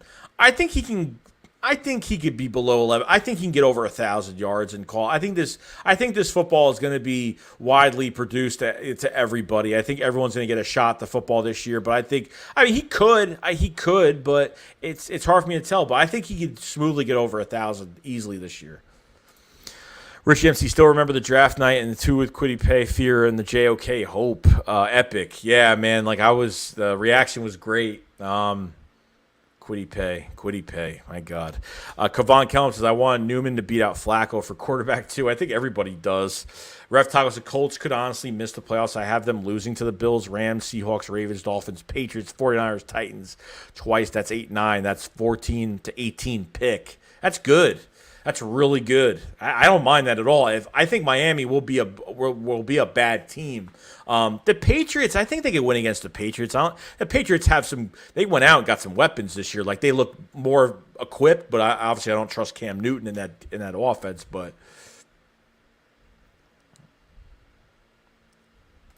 Harlem Cowboy reality is Birds will be about 2 or 3 games better. That's it. It hurts. Has to be at least average. I mean, really, at this point, I mean, it's hard to tell. I don't know how you know that. I mean, everything that you say is obviously negative every time. Every time. There's no. You're pretty much saying the Eagles are going to be worse than last year. I mean, at this point, so it is what it is. Harlem's always hating on the Cowboys. At least I know some smart Cowboy fans that are realistic. At least I can see that. But there are some idiots out there, some real idiots. Football 204 said, I think we cut Newman because he's terrible, couldn't pick up the offense. They see no future. QB3 is someone you groom for the future. But why? Yeah, but still, we have Camp. We need more than 2 quarterbacks to do multiple, like to get guys work. Like you need multiple quarterbacks. You know, I know you only have 3 preseason games, but you're still going to need 3, 4 quarterbacks, at least 4. I mean, I don't know at this point, but Bermano Dragon said, if you think about it, all Hurts has to do is play as awful as Wentz. They were close in most of their losses last year. They were. I think with Hurts starting earlier last year, they could have had a couple more wins. You know, I mean, last year was preseason for Jalen Hurts. I mean, that's how it went. Southpaw Barbershop said, we look into another corner where we're just going to be embarrassed all year. Grimes got hurt. If he clears, we still got him. Definitely. And, yeah, I'm hoping we get Steven Nelson. Hey, Steven Nelson isn't signed yet. So, and then even if we sign him, you know, there's going to be Eagles fans that still hate it. They're like, oh, we're horrible, blah, blah, blah. It is what it is. I mean, I'm going to love it. So that's all that matters to me. As long as I like it, I don't care. If no one else likes it, I respect everybody's opinion.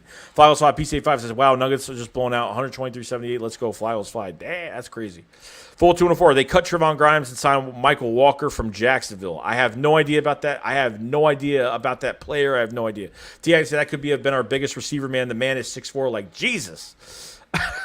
That's crazy. I know. It's nuts. Lucio Hinoja, what's going on, man? Now, that's a Cowboys fan I respect. That's a guy that's realistic, that has realism. I don't say he's realistic because he favorites the Eagles over the Cowboys. He definitely doesn't do that. But at least he's more realistic with his own team. That's all that matters to me. Jimmy Gary says, yo, Joey, how do I see the unscripted? YouTube. Go to their YouTube channel. Philadelphia Eagles. Flowers 5, PCA 5. I think when you quit on your team, you're a bad leader like Wentz did and LeBron did. I can't stand Carson Wentz. I don't even want to talk about Carson Wentz right now. I really don't. Fletcher Becker says, I wish we would have held on to Ronald Darby. Nah. The guy doesn't know. Unfortunately, he's too small. I can't stand small cornerbacks. I just can't. He's been in good positions to make plays, but the problem is that he just can't. He cannot cover big receivers. That's the problem I'm having with these small corners. Name brand said Walker is who Sirianni would have made the league. Ashford apologizes says Walker is the GOAT. Big Play Slate says, good stream, Joe. Appreciate it, man. So Philly Jacks 904 says our receiver need to find out what kind of receiver and play their role. Yeah, no, I think Nick Sirianni is going to see the strengths of these receivers. I'm not worried about the receiver core this year. I'm really not. I have a lot of faith in, and obviously Sirianni was a receiver in college. He loves receivers. He loves technical route running receivers. He talked about this before the draft. He talked about receivers running real crisp routes. They just drafted the second best player of the draft, not even just that, but the best route running wide receiver of the draft. 100%. 100%. We got 152 people in the chat, guys. Thank you for coming on a night where that sounded wrong. Thank you for entering the chat tonight. On this late night stream. It's been awesome. It's a really dead month, so I love that everybody's still talking about football and everything like that. Guys haven't subscribed to the channel, please subscribe. Guys haven't Like the video. It helps a long way with the channel, guys. It really does. Check out the links below to support more. If you get memberships on this channel, join the Shake Squad Army. You do become a moderator for the channel, but obviously there are rules to that. So do appreciate everybody checking everything out. If you guys want to follow me on Twitter to ask me questions, just follow me on Twitter at JoeyShake72 if you guys have it.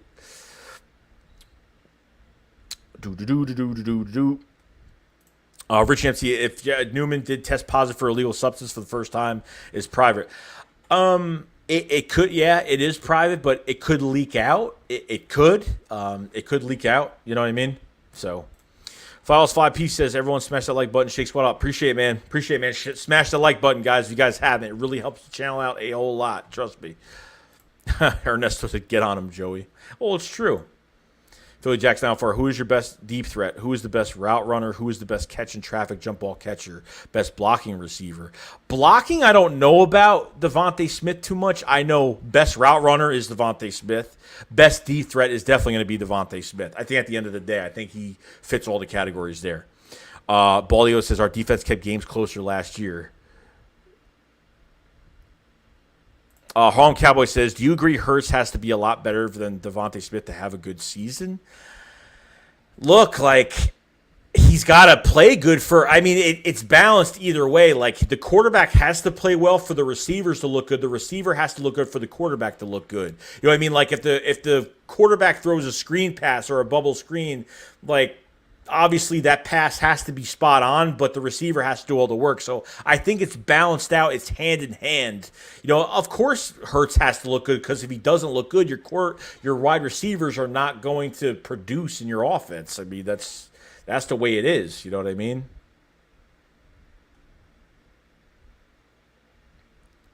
Tiago says, air by the time you see this, Joey. I'm already gone. Peace, Joey. Appreciate it. Dash to 6 says, what are we talking about? Everything Eagles.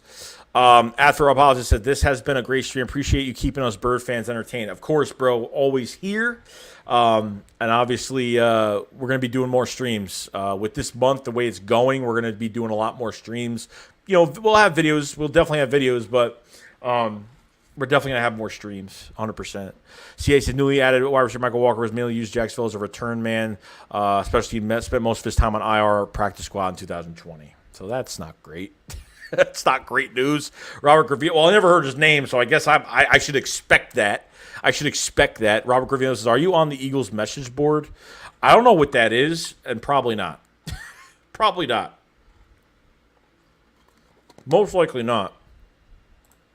Jack Johnson, I hate those Giant fans who think Jones is faster than Ertz. Oh, that's definitely not true. I don't know who says that, but Escape the Night dude says there is a bad quote from God of War that the Eagles could use. The hands of death could not defeat me. The sisters of fate could not hold me, and you won't see the end of this day. Wow, that is some deep stuff, bro.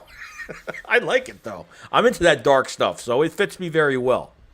Corey Williams, what's going on, man? Dash to 6. Pause. Okay. Now we're going to do the pause thing now. Jonathan Holly, pause. Jeff Murphy, Joey, I didn't know you were on. Great. Well, it's on Twitter. I put a post up. Maybe YouTube just doesn't let everybody know. I don't know. But I appreciate you coming in, whether it's late, early, whatever it is. Jock says, Joey, it's still early. It's only 9 p.m. Stop saying that every time. He lives in California, so he's 3 hours behind. Baldio says, our offense can score 4 touchdowns a game. They got to score more than if they're going to be a successful offense, they have to score more than 30 points a game. 100%, guys. If you're like last year, what did we average? 21 points? Not even. 21 points, maybe a little bit less than that a game. Atrocious. This team's got to score at least 130. I'm looking at something else. They got to score at least 30 points a game. They have to. I don't think they got a choice. Jeremy says, Grimes must be really have injury concerns. I thought he would make it. I'm upset about it. I'm kind of ticked off about it. So you might see a little bit of a rant tonight. Well, obviously on a video, obviously for tomorrow. So, I'm kind of ticked off over it, man. Dave McKnight, what's up, Shakes? Thanks for all the great content and streams. You're definitely making this road trip from Florida to Philly a lot better. Wait, you're coming to Philly right now? Or are you coming to Philly for the opener? I will be at the opener, guys. I will be there, and I'll be vlogging and doing some interviews and doing some stuff. I've actually got some things set up for the draft. I got a mic. I got a whole bunch of stuff in. Now, obviously, I haven't announced anything yet, but we're gonna be doing some different things. Jeff Murray said, "I just got off a 12-hour 80 shift. Great to see you. You're on. Made my night, bro." I appreciate you for all the work that you do, Jeff. And, hey, if I keep you busy, keep you informed with everything, keep your mind busy while you're doing stuff, that's why I'm here. I like to keep everybody busy doing things.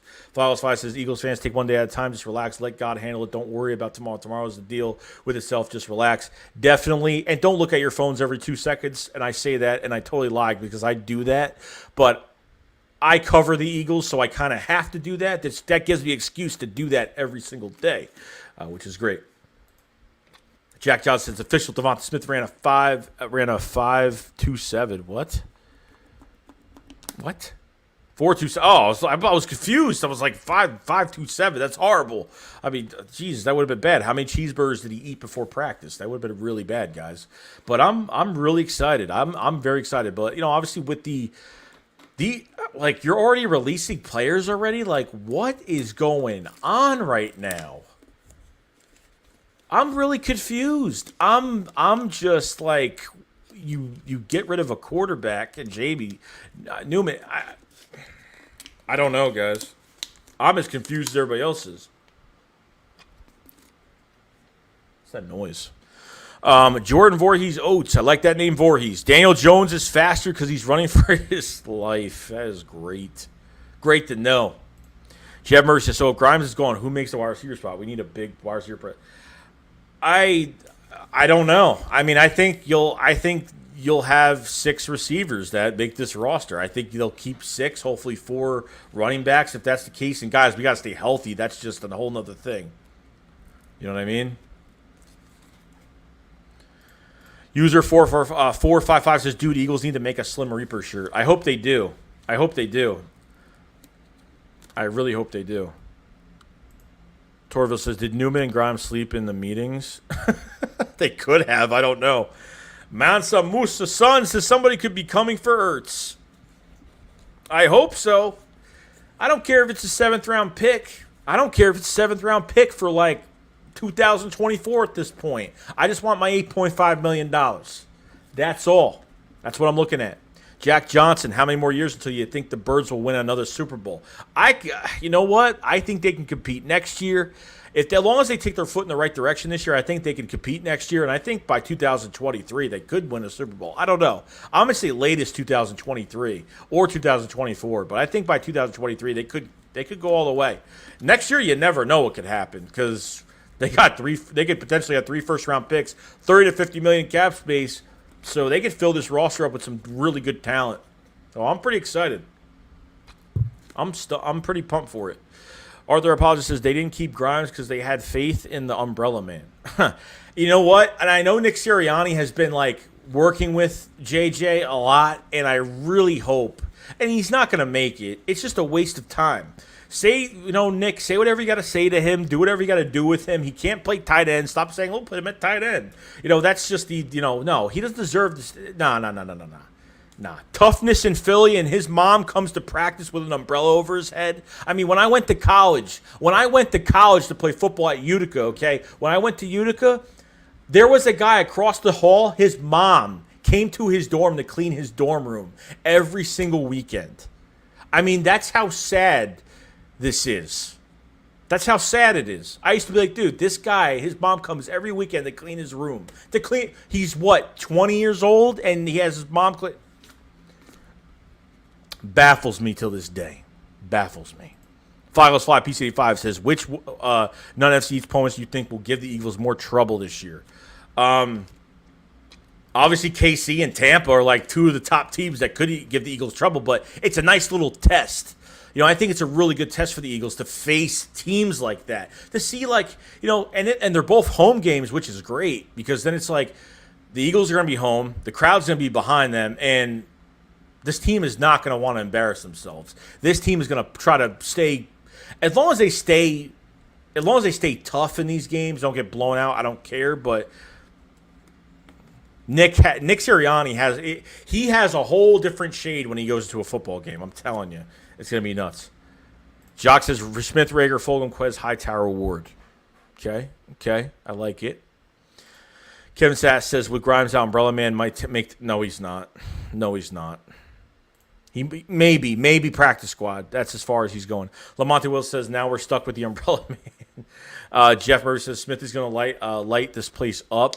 The young man has confidence and cool demeanor. I really think he is for. I think he's going to be the next Eagles great. I mean that's. I'm not going to say rookie of the year. I'm not going to say any of that. All I'm going to say is this. I think Devontae Smith is such a talent that we didn't pass up on this talent, and that trade back made it so much sweeter. You pretty much moved back from 6 to 12, acquired a first-round pick, gave up a third-round pick, and got Devontae Smith in that same process. I think that was a fantastic move. I mean, fantastic, guys. CA says, which games this season do you think will be the test for the Eagles to see if they're good or not? I mean, I think the NFC East is going to be a test for them. I think they got to show, like, hey, we might be a fresh roster, but we're not acting like we're rookies. We're not acting like we're second-year players that are still babies in the league. We're going to punch somebody in the mouth. This coaching staff is going to punch somebody in the mouth. That's what's going to happen this year. I mean, obviously, with Tampa, with KC, you know what I mean? Like with those tougher games, you know what I mean? And, some of the games that are, some games, and NFC East, I think all the NFC East games are definitely going to be a big test. So, it is what it is. Jonathan Holly says, great stream as always. Joey, take care of Eagles family. Bro, appreciate you coming in, man. Jack Johnson said, if we get 3 first next year, I think we should get a wide receiver, cornerback, offensive tackle. I don't think we'll need a receiver next year, bro. I don't think that's even the case. Yeah, cornerback, yeah, if they don't want to go in the draft, they want to go trade for one, definitely. But offensive tackle, that's it. I think that's only if Lane Johnson's not here. That's like a big what if Lane Johnson's not here for some reason. Yeah. I mean, if he gets hurt again this year, if Brandon Brooks and Lane get hurt, both of them get hurt, which is it could happen. I'm not going to say highly likely, but it could happen. No, you never know. Mushine says, this offense is going to be so explosive. A lot of big play wide receiver and running back. Cannot wait, but can we please sign Nelson already? I'm waiting for it, bro. I'm waiting for that signing. I will be the first one to upload the news. Trust me. Jim Murray, when JG went on Stanford, was that his mother or his nanny? I don't know. I have no idea. All I saw was the picture. That was it. So that's all I need to see. I don't care what family member it is. It doesn't matter who it was with him. User 405 says the Cowboys remind me of the It movie. They always float at the bottom of the division. They're going to be good this year, guys. They will be good. It depends on Dak Prescott, how he looks after that injury. That's really all it depends on. And their defense, their defensive line, are they going to get enough pressure? I mean, there's a lot of questions with the Cowboys. Torville said, I think our offensive line is going to maul defenses this year. I think Lane and Brooks are going to be on a mission, and I think they are. Just got to stay healthy, man. I mean, that's really all they got to do. They could be a top offensive line this year, top 5 offensive line. I'll even say top 3 offensive line if they can stay healthy. Astro Apologist said maybe JJ can have his mom catch the football for him. Files 5 PCA5 is holding. Say what? His mom is holding umbrella. Why is she doing that? I didn't see him. I must be babysitting too much. Who is this so-called umbrella man? Yeah, well, that's what happened, bro. Unfortunately, user with the umbrellas or the rain. Jack Johnson says the Eagles won't play well when you scream at the TV. It always works. It doesn't actually. I don't know if it does. Joseph Kroba says Hurts and Smith going to be like Batman and Robin. Believe that. Jeff Murray said, I've got seats for the Eagles-Dallas game at the link. I hope it means something. The place will rock. It definitely will. Torville says, what do opposing cornerbacks and J-Jaw's mother have in common? They both have J-Jaw well covered. Jimmy Gary says, I think our D-line will go off this year. Can't wait. I think they will. I think you have good depth behind it. You have some young guys that are getting taught, Teron Jackson, Milton Williams, you got Kerrigan coming Kerrigan is huge. Like that's a sign to where I was like, dude, is this team rebuilding or they really want to contend this year? That's why it gets me really confused. You know what I mean? Paul 44, what's going on? It says Grimes was released because of his injury. If the team doesn't claim him, he comes back to the Eagles and goes in the IR. Right. Yep. Jack Johnson, who should the Eagles spend on their 3 first rounders if it happens? like I said, if they use one of those first round picks to trade with the team, if a team wants one of our first rounders, trade that for more picks for 2023, so you have more security for the future, or you trade for a player of need that you really need badly, a young, talented, really good player. AB3 says, can't wait for the season to start. All the pieces fall into place. I'm just hoping that the picture looks beautiful. We will see. And AB, I hope so too, man. I hope so. It'd be a shame if we went through all this offseason work for I just don't have that vibe of a bad offense this year. I just don't. Kevin Sass, Miles Sanders will have a breakout year with balanced offense. I have Miles Sanders as my breakout player on offense. Should have had 1,000 yards last year. Should have had 1,000 yards. He's got a lot in the tank right now. Kenneth Gainwell, watch out. Professor Dr. Kenneth Gainwell. Okay? That's what we call him now. Watch out for Kenneth Gainwell. Watch out. You're going to be really surprised, guys. Jeff Berg said, who's your surprise breakout defensive player this year? I actually like Eric Wilson a lot, free agent linebacker from Minnesota. I really like him a lot. I think he's going to work well. He's going to create a new era for himself, new stability for himself with a new team. I think he's going to do a really good job coverage. I think he's going to get a couple picks. I think he's going to get in that backfield, blitz really well, and do some good things. That one of my breakouts is definitely Eric Wilson this year. Escape the Night dude says, what do you think we do with Andre Dillard? We need to do something with him. He's got to have some type of we got to see if his body can hold up. I don't know if his body can hold up. I know he got injured last year. I mean, it was a few reps at camp. He got injured for the whole year. So it's unfortunate, but they got to try to cross-train him on the offensive line. If he can't beat out Jordan Mailata, he's got to try to work at guard if his body can handle it, or try right tackle. At least do something. Put him at right tackle for a bit and see what he could do. Maybe make him work the right side. I don't know. We're going to see. Jordan Voorhees says, what Eagle makes the season's Pro Bowl? I think Kelsey will. I think Fletcher Cox will if he has a pretty good year. I think Devontae Smith, I would love to make the Pro Bowl. Miles Sanders, I think this is the year he'll make the Pro Bowl. I think Lane Johnson will be in the Pro Bowl. I think I think you'll have a good amount of pieces making it. Mushine says Dak is going to be scared to get hit. I think it's going to take him a few weeks to get comfortable in the pocket with that washed up O-line. I think he'll be prepared. I don't think he'll be that scared. I mean, yeah, he might have to, a few plays here and there, yeah, maybe, but I don't think he'll miss a mark. But we'll see how he plays. CA, who will have more sacks this year on the D line? Hard one. I mean, I would really like Javon Hargrave to have a big year this year, 4 years, $39 million contract. I would really like Javon Hargrave to do something. He promised us, he went on his IG when the season ended. He said, next year you're going to see a better player out of me. I promise. And obviously he had the injury and then showed up for a couple games. He only showed up for a couple games late in the season, and then he disappeared again. Josh Sweat, I want him to have a big year this year. I think this is the last year of his contract. Derek Barnett could walk. Brandon Graham could walk after this year if he doesn't come back on a veteran minimum deal. So, there's a lot with that. Jock says we are going to split with Dallas. We win week 3, and after we have division locked up, we rest players week 18. That's what I'm hoping we do. Lamonte Will says, give me Stingley in the first round from LSU, bro. The first corner taken in the draft next year, that's definite. I watched a lot of tape on him. I like him a lot. Mushine says Stingley should be their main focus in the draft next year. Hoping so. Ernesto says, dude, I can't wait to hit Dak. Hashtag respectfully. Bino says, Professor Gainwell. Sorry, I said it wrong. Historic Stuff says, why is this called football? Historic Stuff. The actual football is what you call soccer. I mean, that's true. American football. That's what we got to call it. Kevin says, Dillard needs to try switching hands. Yeah, probably. He probably does. Must shine. I think Bradley will have a breakout test. Sean Bradley, I am hoping to God. I want to see TJ Edwards and Sean Bradley, like my two guys I really want to see really stick out in this defense. I really do. I think Sean Bradley could be a middle linebacker. I think he can actually cover, and I think he could blitz really well and make tackles against the run. I think he can do a lot of good things. Just not given the right. Jim Schwartz not giving opportunity last year. This is why we have so many unknowns at linebacker, because of that reason. Because of favoritism on Nathan Gary and some of these other guys. Just can't stand it. Torvald, I know it won't happen early, but I would like to see our O-line be Mulata, Dickerson, Kelsey, Brooks, and Lane. That O-line would destroy defensive lines. I'm not that big. I'm not a big Isaac Samal fan either. I think his run blocking is good. His pass protection. They've had Isaac Samal ranked pretty well.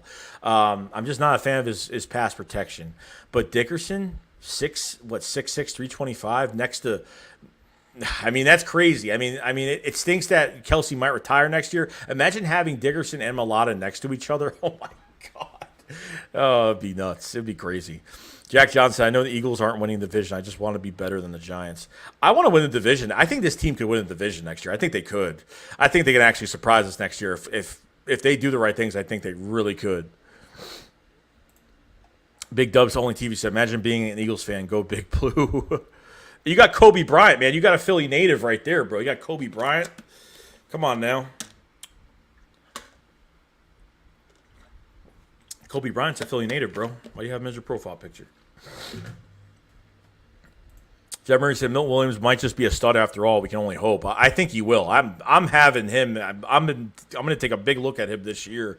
I'm have a lot of praise for him. MJ said I prefer Alex Singleton to Sean Bradley. Is that whack? No, I mean he was a big gem last year. I mean, you know what I mean? But I think Eric Wilson is going to beat Alex Singleton out of middle linebacker. I think Alex Singleton will be an outside linebacker for the Eagles. He'll actually move from middle to outside.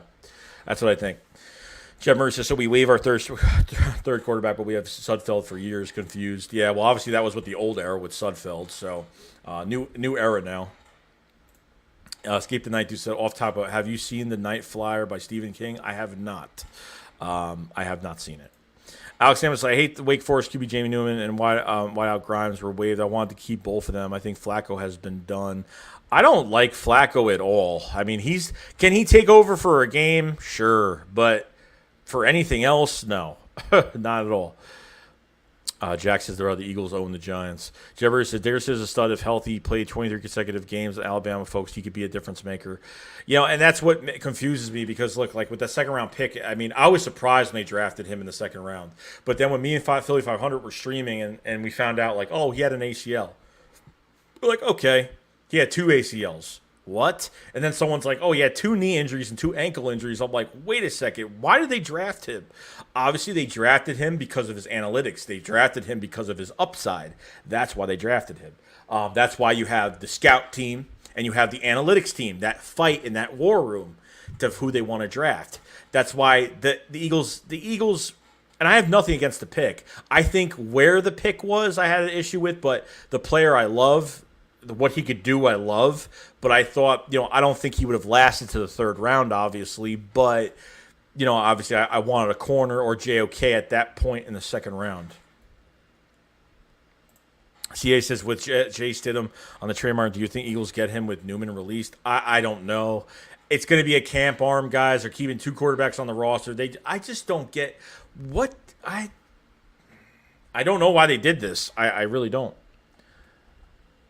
I don't know why they did this. I'm still confused over it. There is 142 people in the chat, guys. If you guys haven't subscribed to the channel, please subscribe. We cover Eagles news all year round. And if you guys haven't liked the stream, please like the stream up before you leave today. It helps out the channel a whole bunch. Obviously, if you become a membership of the Shake Squad Army, down in the description below, you become a moderator for the channel. So I do appreciate everybody. Very strong for everybody on a dead month, obviously, with training camp not till the end of July, and it's awesome to have everybody here today. I appreciate everybody being here today. So hey, I love it. Love everybody who's still into football. It's a great thing. It's a great thing. It really is. Kevin says, "Who do you think is winning Week 1?" We're winning Week 1, and without Julio Jones there, I think this. I don't know. I mean. It's our chances got better by a mile, I think. Alex Hammond says, Keith Byers had multiple ACLs done, and that was back in the day, and he still stayed productive.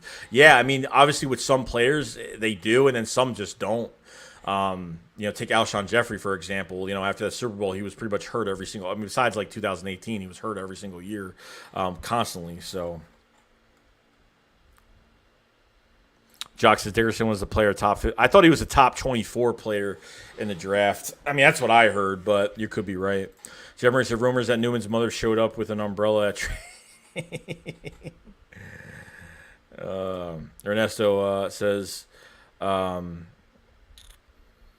Newman got a drug test. Probably he looked a little too happy in the press conference. User says Dickerson and Cox making the Pro Bowl. Good. Bald Ego says Slay can shut down. I think he could shut down Ridley too.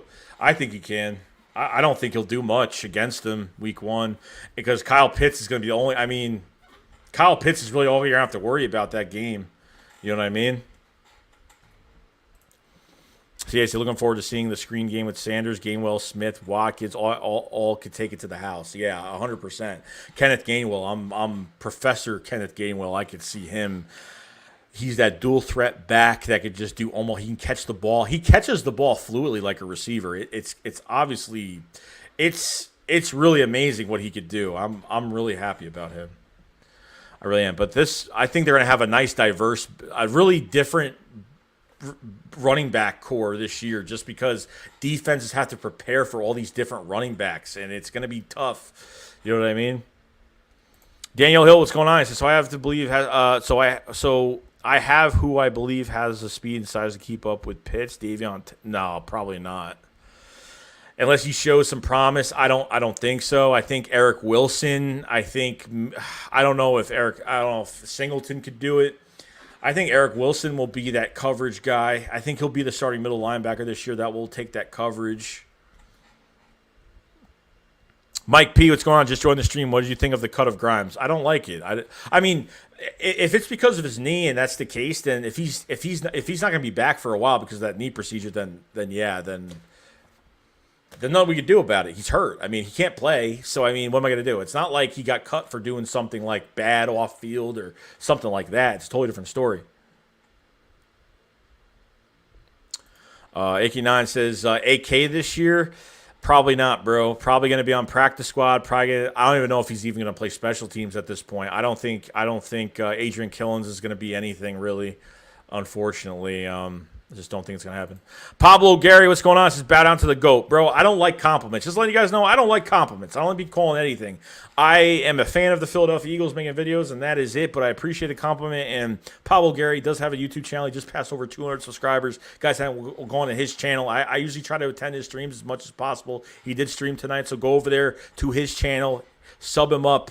He does deserve it. He works very hard at what he does, and he's a lot of fun to watch. And he goes over a lot of tape and some other things too. So it's nice to get into a nice conversation on his channel about tape. And he did some stuff on Jalen Hurts Day. So please check him out if you guys have not. Jock said Ridley had surgery on foot. Did not know that.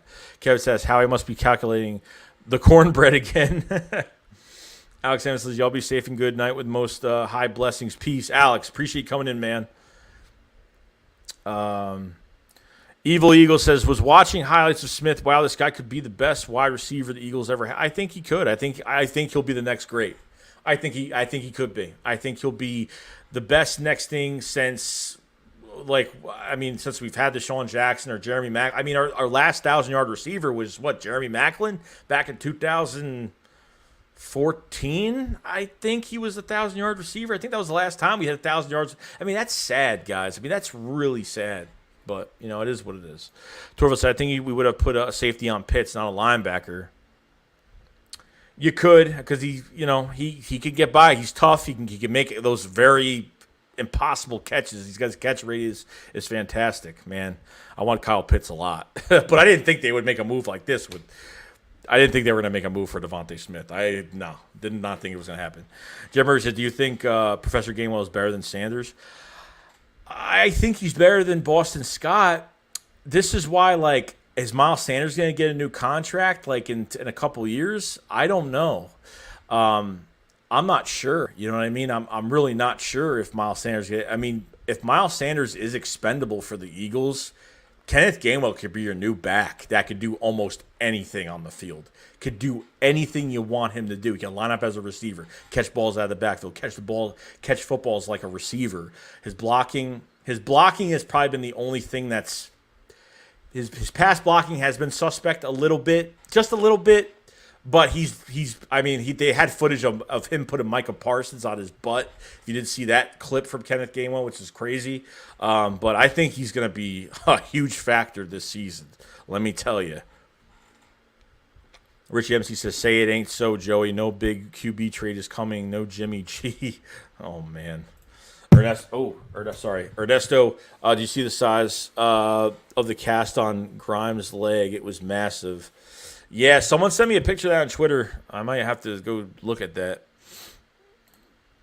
Jordan Voorhees says getting released this early has to have been a behavioral problem, right? Like it doesn't make sense. Then if we get from Jags, I feel Howie up to something. Yeah, I mean either he got caught off the field with something, or he did something wrong off the field, or it's not with Trevon Grimes. I think with Jamie Newman you're talking about, or could be making room to make another move. I don't know. Maybe they have other plans to get more quarterbacks in the room. I mean, just having Flacco and Hurts makes absolutely no sense. It doesn't. To me, it makes no sense.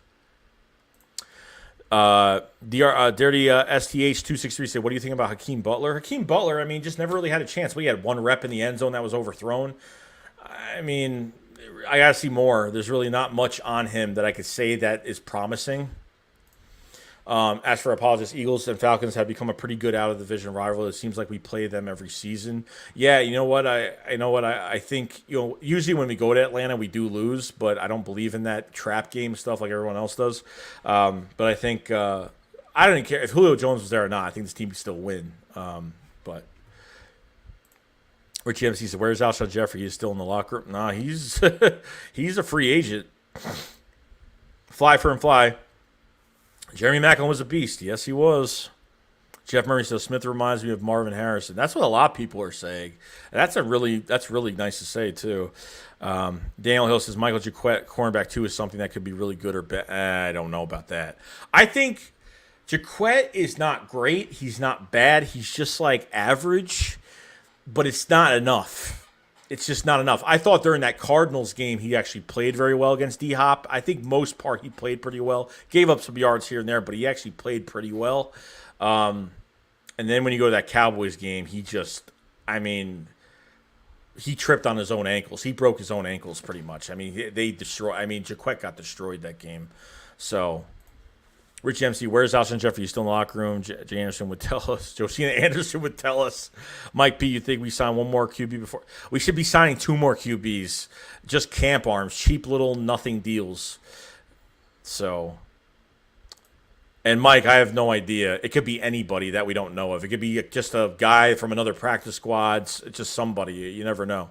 Torville Miles has become more durable. He has been getting nicked up too. He has. He's had these little injuries here and there. So that's something to look out for too. Mr. Flyers fan 20 said Michael Jacquet being cornerback 2 is very bad. We need help. Yes, we do. Philly Nation 92 says excited to see O-line receivers, but I'm nervous about the corners. I know corner is bothering me. Like they're not going to leave it empty like this. They're not. I'm 100% certain they're going to sign a corner. Bermudo Dragon says maybe just put up Professor at wide receiver so you could save a body in the running back room like Boston Scott. Yeah, they could do that too, but we'll see though. I understand. Jock says, what about Josh Rosen? I don't know. I hope the problem is, is he a backup quarterback right now? If he's a backup, obviously he's not starting, obviously. But I mean, if you have to trade for him, don't waste your time. You know what I mean? Richie MC said, where is Alshon Jeffrey? He's still in the locker room. Finn's Cat says, who's the third player let go? There's a third. I thought it was Newman. I think there is 3 people. Newman. Oh, Khalil Tate, wide receiver Khalil Tate. Ex-quarterback. Dale Hill, I would be okay with RG3 as a backup. I wouldn't mind it. Eagle says Cox stay or go. I mean, he's going to be here this year, so I mean, I think a lot of things are going to happen by next year to see maybe if he stays. I don't know. It depends how he does this year. Where are you hiding? What's up, man? Where are you hiding? Shakes, that Jags wide receiver be rung in will put even more pressure on JJ, but it's not saying much. From what I'm hearing, he's a special teamer, and he's been, on IR and hurt as well. So It is what it is. I don't have an answer. I just don't have an answer. But hey, if Where You Hiding has a YouTube channel, guys haven't subscribed to his channel, go subscribe to his channel. Check him out. Jeff Murray says, "Who do you think we should sign at cornerback?" I think Nelson is overhyped at this point.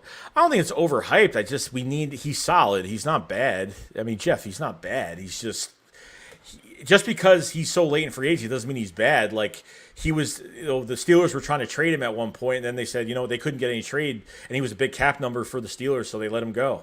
And so most of these free agents that are pretty solid and good will wait till after the draft to sign or close to the training camp because they want to weigh in their options. He wants to start somewhere. He wants to fit in somewhere. So he waited this whole time. Most free agents do that. Most good free agents do wait to fit into a certain scheme. So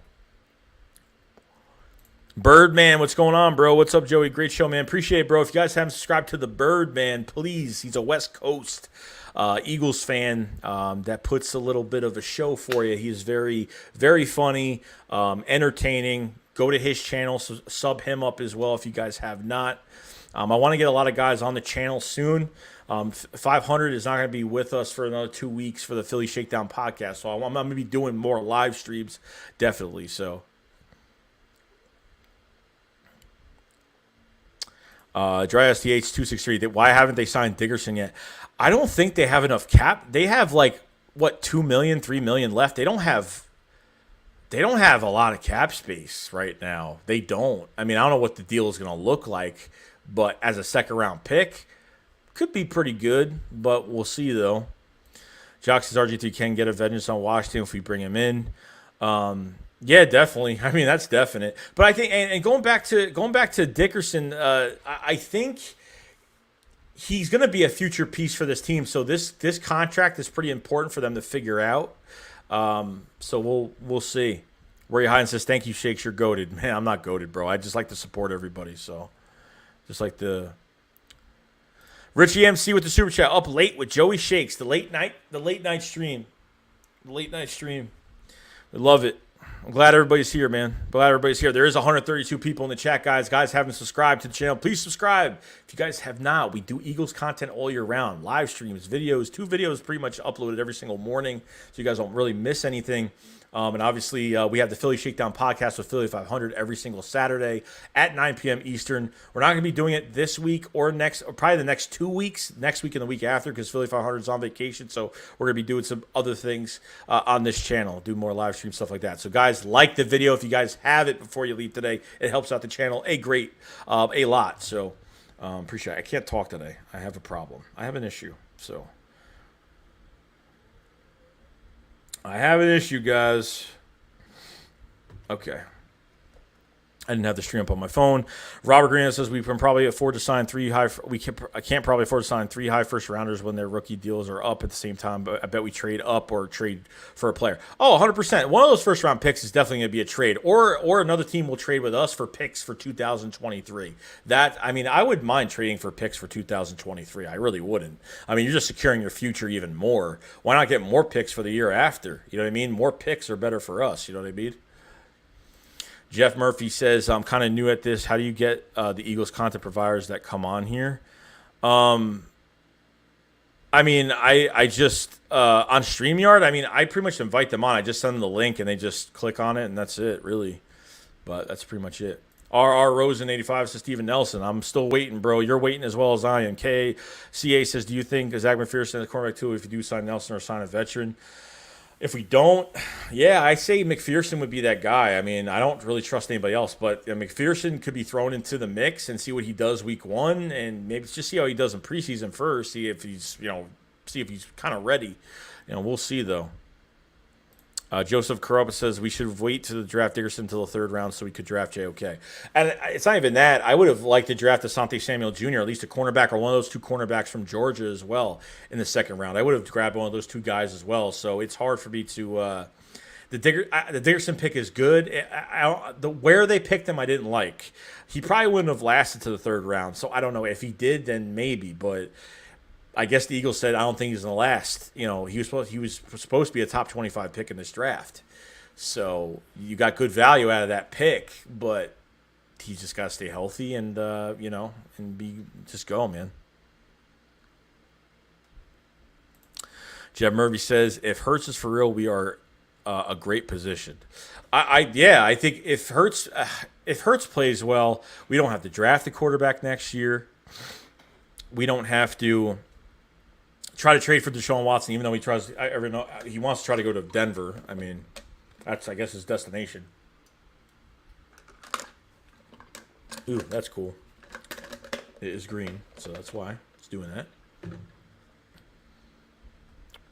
Jeb Murray says, what will you consider a good year for the Eagles this year? A good year for the Eagles? I'd say if they win 7 to 9 games or even 10 games, I think is a good year for the Eagles. I think a step going into the right direction. I think that's where I feel. I mean, I'm going to be mad. Don't get me wrong. I'll be mad that we don't get to the playoffs or if we get beat senselessly. I don't know. But I think if they just take that step forward, I feel like, okay, going in the good direction, good with our quarterback, good with somebody. You got to find your building block. 2021, this season is all about finding your building block pieces.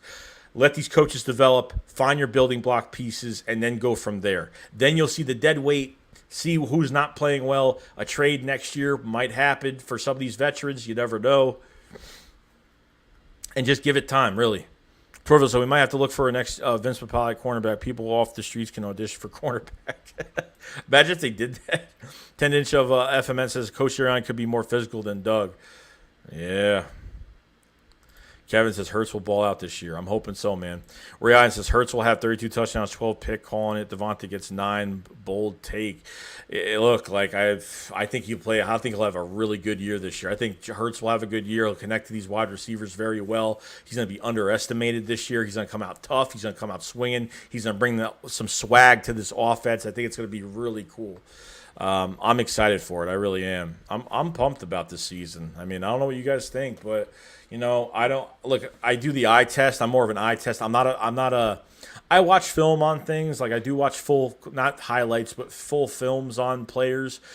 But I'm not like perfect on tape. Like I just use my eye test to see if this guy really trying? Is he working 100%? Could he be better? Is he not going to be good in the NFL? Like I try to take my bold prediction on it. You know what I mean? That's what I try to do.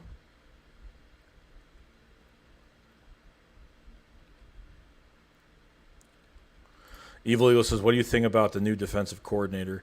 I like him. I think he's got some Mike Zimmer in him. You know, he's got some Mike Zimmer defense in him where he kind of disguises his defense a little bit, plays a little bit more zone, 11 guys to the football, puts his players in the right position to get turnovers. He's very exciting. He's got a big voice. He makes you want to play for him. I mean, that's what I get out of him when I hear him and what I see from this, what I'm seeing, how this defense is going to be. So I'm excited for Jonathan Gannon. I'm pumped for it. CA says, I'm asking if the stars align and Aaron Rodgers wanted to come to Philly, would you like trade or stay committed to Hurts? Look, if we were one quarterback away from at least contending, maybe, but that would be like if we were like perfect on our roster and we had set pieces everywhere. If we were one quarterback away from winning a Super Bowl, yeah, but we're not. I wouldn't do it this year. I wouldn't do it next year, before next year. You know what I mean? I wouldn't. That's just me, though. Torville says Moore has said this week that Fulgham has it. I think it will be Fulgham, Smith and Rager out there on most snaps.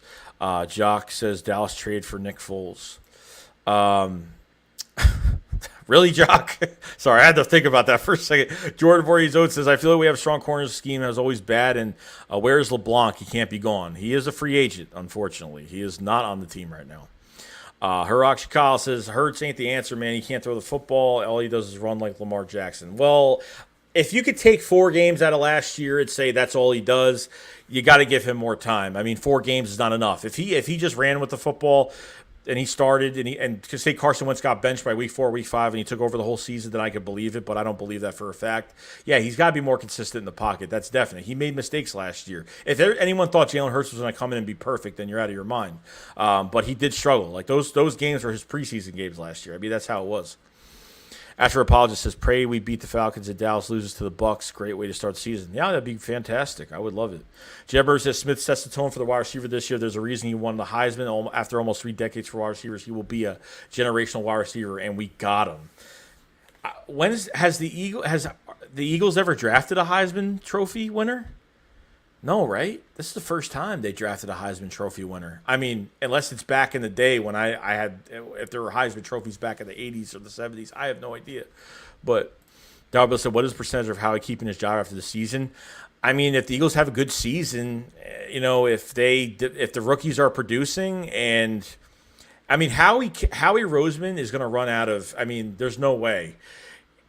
If they played that badly as like they did last year and we're getting nothing out of this coaching staff, I think Howie's gone just because he can't blame it on the coaching staff anymore. He just can't. Like, if he drafts guys and they're not producing, I mean, I think he is gone. But if they do well or they're in the right direction, I think he does stay, unfortunately. Like, I kind of do want him gone. I kind of want some fresh meat in here. If they fire Howie, a GM is going to look at this team and be like, oh, my God, they have 3 first-round picks. I could turn this team around. You know what I mean? It's going to really want someone to come here and turn this team around. And, yeah, but I don't think they're going to have a bad year this year. So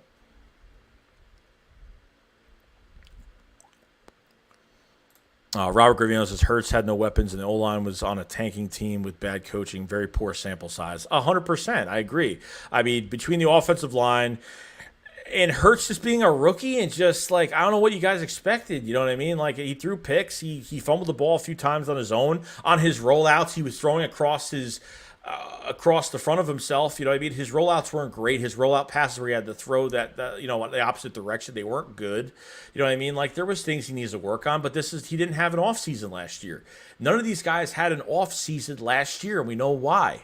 So that's why I can't be like, oh, he's a bum. He's nothing. You know what I mean? Like, I can't. That's why I can't say anything. I can't talk about Jalen Reagor and say he's a bust. Like, I don't think he's a bust at all. I think if you put Reagor on another team last year, I think he would have had a good season with another team, any team at this point. You know what I mean? Sticky Finger Reptile says, what do you think we'll move on? What do you think the move is of Hurts doesn't perform? I mean, I think we use our picks for next season to move up top 5, get amazing QB. Well, next year is not a QB class you're going to want to draft. Deshaun Watson, if Deshaun Watson doesn't go to Denver, that's realistic. I think that'd be a realistic trade. But other than that, I think just drafting somebody. I mean, those are the 2 most realistic ones. So we'll see. CA says Hurts threw for over 300 yards. 2 of those games would have been 3 games if Doug didn't bench him week 17. Yeah, which was kind of crazy. Jebbers, remember, folks, Aikman struggled his first year. Give Hurts a break. Jock says Hurts, no preseason practice, no preseason games. Plus, he didn't get many snaps because of Wentz. Then plays 4 games. Now Hurts has all year and preseason. That's what I'm saying, Jock. Jock's thinking the same way I am. Like, you have an off season. Look how many times he's been with QB gurus. He's paid to be with these QB gurus. Quincy Avery is a QB. He gets paid to train QBs, and he's done it with him a good amount of times this offseason. He's worked with all of his receivers. He's worked with his Miles Sanders, Dallas Goedert. I mean, you name it. He's done everything, and he wants the fans to know that he's getting prepared for this year. So, Birdman out for one says, "Hey Joey, what do you think about Richard Sherman recently being on this team? What if they sign?" I don't know, dude. I'm not into it. I don't think he's injury prone. He's washed up. He can't cover fast receivers anymore. He's not what he used to be, and that's it. I don't know. I don't think he would do good here. That's just me though. And Birdman says Jalen Hurts was thrown to the fire. 100% thrown to the fire, definitely. So we'll see. We'll see, guys. But I think I'm going to end it here, guys. We've been over 2 hours, 11 minutes. I didn't think we were going to go this long. I always say this every night. But I'll look for another stream probably this weekend. We'll probably do a stream this weekend, maybe Saturday. I'm going to look at the schedule first. It's either going to be Friday or Saturday for another stream. Probably Saturday, guys. So look out for that. If you guys haven't subscribed to the channel, please subscribe. We come out with videos every single day. We go over Eagles news all year long. Do appreciate everybody being here today. guys haven't liked the stream, please like the stream before you leave today. It really helps the channel out a lot. Trust me, if you want to support this channel, like the video, like the stream, it does help. So I want to thank everybody for the super chats, for all the support today. So much appreciated from everybody.